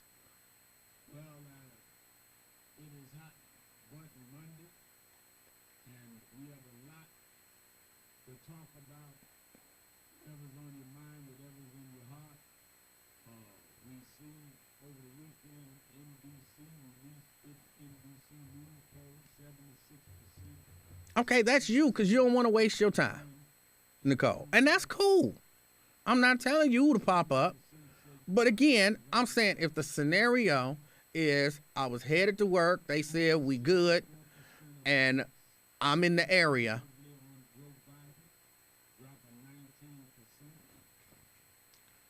Hey, I'm sitting outside. They called me off work, and I was right here. Little man, can I take him to the park? What's offensive about that? No, we busy. All right. Well, thanks. I'll holler at you later. What's wrong with that? What is wrong with that?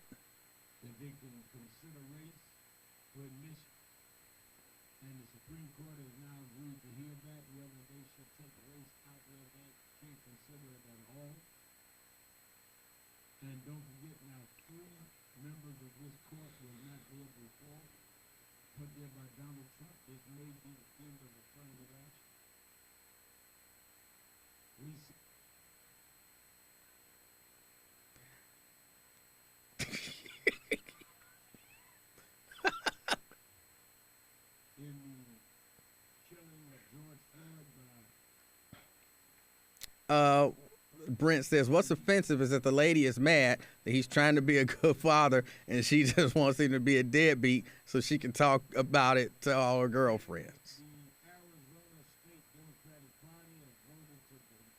Tony say, even if she has plans or if she's busy, she can at least let me see him for a few minutes. She probably could.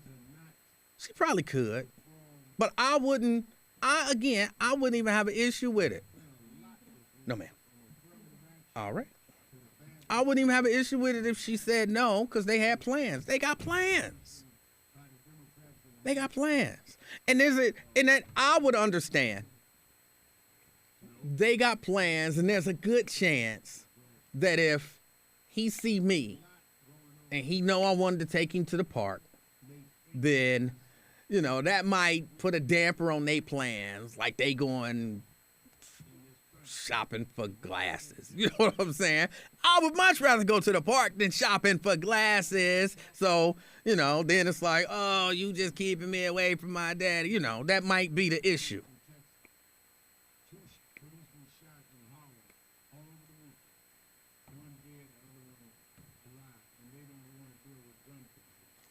Carolyn says, back in the day, my son's father stopped by to see him, and I allowed it. Good. I'm in the kitchen cooking or whatever. Before I knew it, my son had him all up in his room, showing him some toys. Y'all should have maybe had that discussion. You can't come in. But, if you did, then that's cool. And my dude was pulling in from work. It was too much explaining to do. So, you saying, because your dude's feelings, you wanted to compromise your ex's relationship with your son to protect your boyfriend's feelings or your husband's feelings. That don't sound good to me. That don't sound good to me. So from that point, my dude had to be home.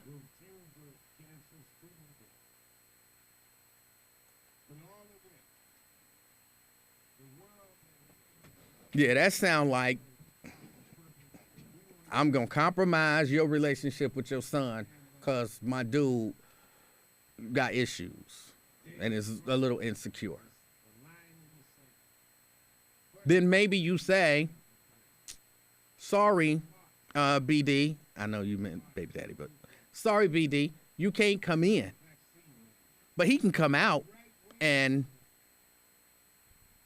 y'all can, you take him wherever you want to take him. Y'all can do whatever. Instead of compromising the relationship.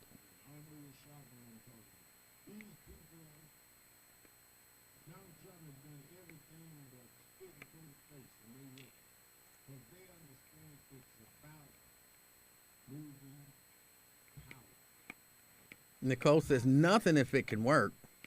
So if there's nothing wrong with it, then it's not disrespectful. But by all accounts, your ex should not develop a habit of dropping by unannounced. If he has the slightest thought he might slide through, he could have mentioned it early in the day, like, hey, I might come through if I can get off early. Would that be okay? I don't have a problem with that. If he can do that, I don't have a problem with that.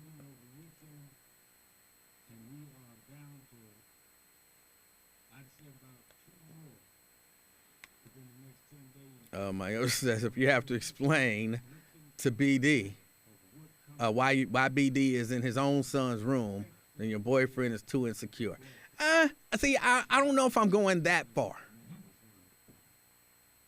There is something to he can come over, but he can't come in. I don't know everything that happened. Plus, he did hit at some point. So, you don't want him to be up in there. He might hit. You know what I'm saying? People think like that. And I don't know that that's being too insecure. That's just being careful. But then say, no, you can't come in. You can't come in.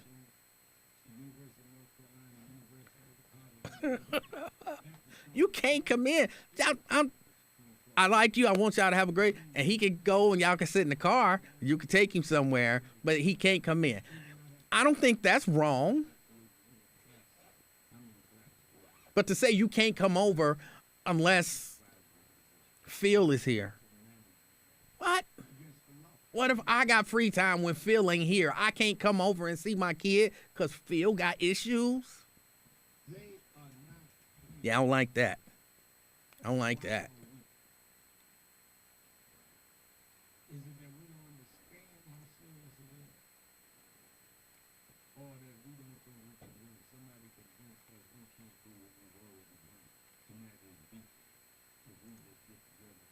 If I Want 3 Dudes says, this is the conversation you should have before having kids. You can literally run away from these silly control freak women instead of being stuck for 18 years. All right. L. Hall says, E-Man, I think you're out of touch. It all depends on why the two parents are no longer together. If one parent cheated, they will have hell to pay at the child's expense. I'm not out of touch, L. Hall. I understand that happens. What I'm saying is, being completely in touch, that's wrong. It don't matter if the person cheated and hurt your feelings. That should have nothing to do. Now, again, I acknowledge that it does, but it shouldn't have anything to do with the child. Should have nothing to do with the child.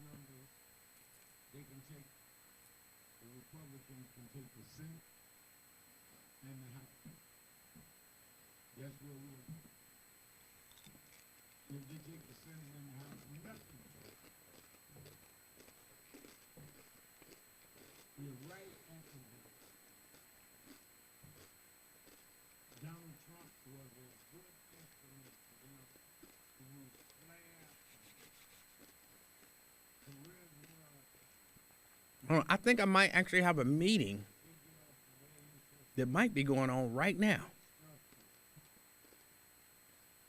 I think they said 3. They scheduled a meeting for 3. And let me see. It's either today or tomorrow.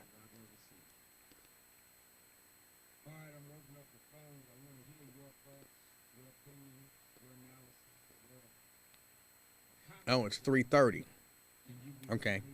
I have a meeting at 3:30. And then tomorrow, I have a meeting at 3. Wow. And then Wednesday, I have a meeting at, show me what time.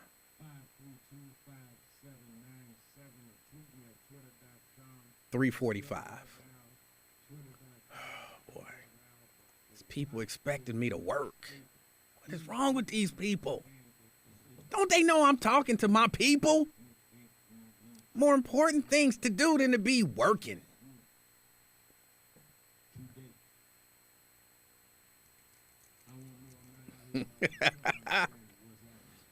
Yeah, I got a meeting tomorrow. The meeting is at 3, so I got to go at 3.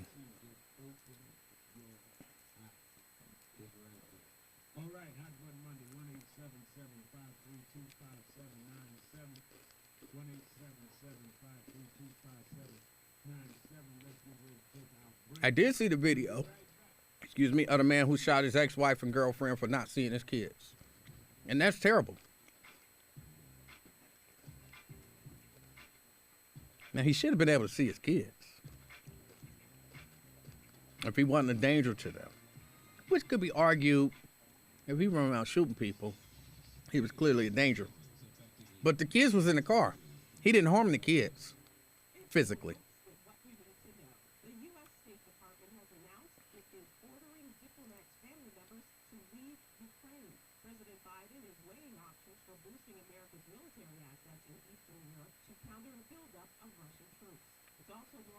Carolyn, I got it. It was 25 years ago.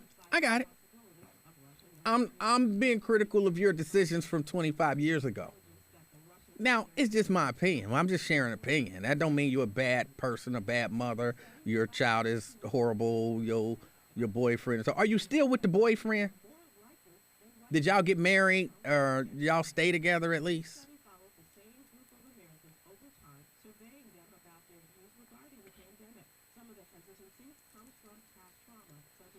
I don't know that we're going to war. They're put on high alert. That don't necessarily mean war. I'm believing that we're not.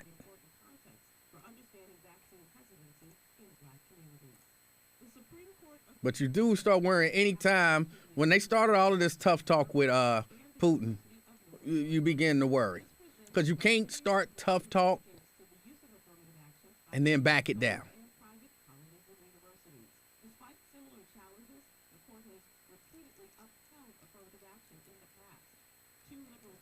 It don't say combat troops, it just says troops. But, yeah, they're combat troops, I'm sure. Oh, you and your man still together. That's good. That's good. my free daily newsletter, please visit SybilWilkes.com. For all the news 24/7, go to newsone.com. I'm Sybil Wilkes. Inform, It's 2022. Holiday deals are rolling in. Get the help you need at WeFixMoney.com. WeFixMoney.com can help you get up to $2,500 for credit card bills, car repair, child care, travel, and any other reason. WeFixMoney.com is still there to help you get the emergency cash you need. WeFixMoney.com is free for you, available 24/7, and Nicole, look, I understand your position. And those are all conversations that should be had. All I'm saying is, sometimes when people talk about boundaries, they're really just talking about control. And with the situation that I was talking about, I didn't have an issue with that gentleman showing up unannounced to see his child. And if he was ever told no, which I can't think of a time when he just ended with a no. It might have started with a no, and then a conversation, and then it was a yes. Because again, I was there as an advocate for the relationship between a father and his son. So there would have been a lot of no. Just for GP, as they say. You're not showing up to my house unannounced. There would have been a lot of no. But I will say there was no. I like to think it fostered a great relationship between that man and his child. And it's not like he did it like the first yes was like, I can do it more. And it was unreasonable. But now, of course, I don't know. That was a long time ago. So I don't know what any of that situation is now. But I know when I was removed myself from that situation, everybody had a better relationship with each other. Him, his significant other, me, and him, and just the whole, the two couples and the children, everybody had a great working relationship. And that was the way I wanted it.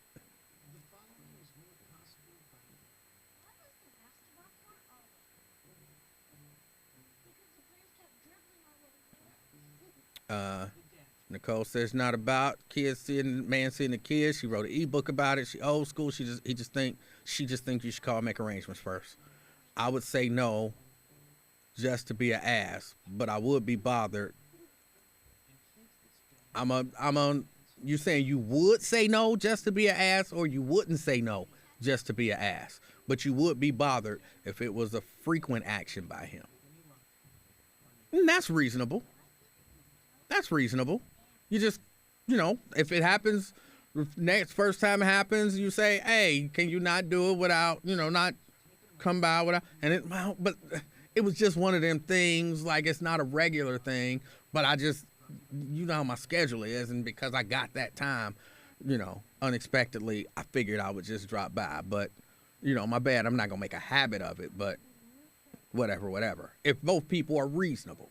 And again, in all my scenarios, everybody's reasonable, which I know is not necessarily the case with everybody. Not all because of me, because everybody was reasonable. Some people just had to be prodded into being reasonable.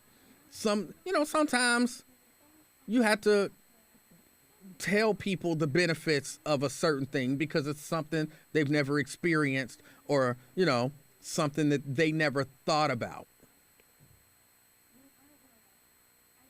So you like, hey, okay, I know you could act this way, and I guess technically you wouldn't be wrong for doing it, but if you act this way, this would be the better way to handle it, and this might be the effects. And then you're like, okay, we'll try it. And then you realize, like, hey, this is a better way to do it. So, yeah. There was not an adversarial relationship going in.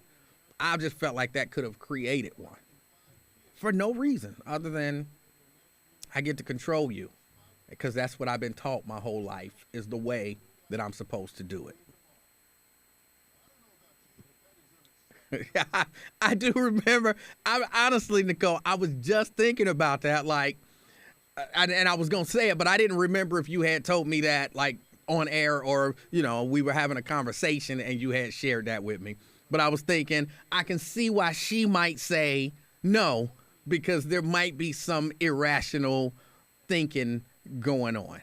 So, but again, I didn't want to say that because I didn't want to be like, and you'd be like, I told you that. I couldn't remember.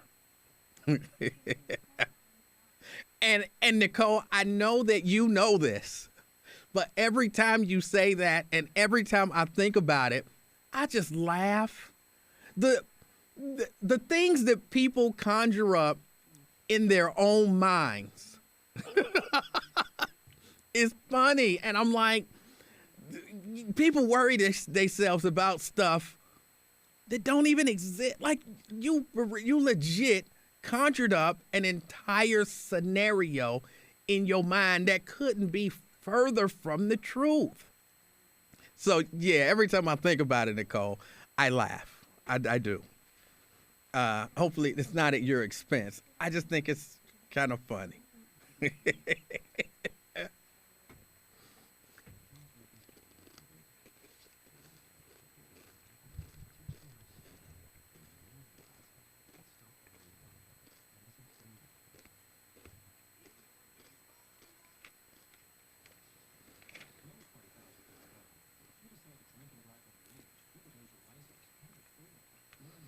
I did hear that it was supposed to snow tonight. Not a lot, though. Just enough for it to be messy.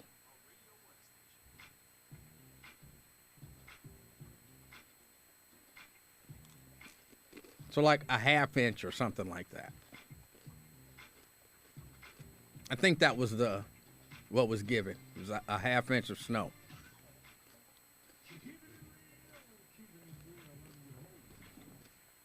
So now that I ate my candy, I'm happier.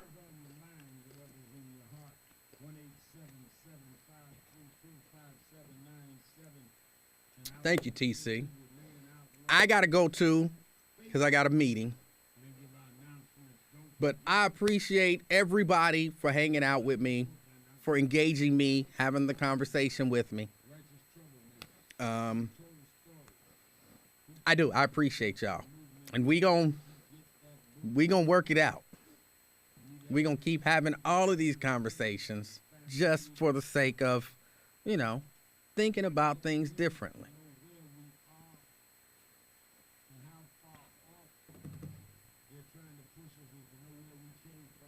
Janice says she looked out and it looked like a bit of hell on the ground. I do not want to drive home and bet. Oh, and I was supposed to be going over to the camera spot.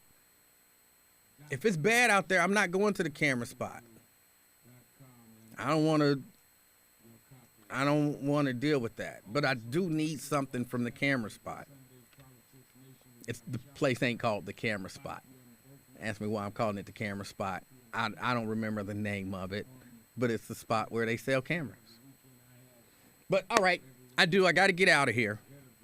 I appreciate y'all. I appreciate everybody hanging out with me. I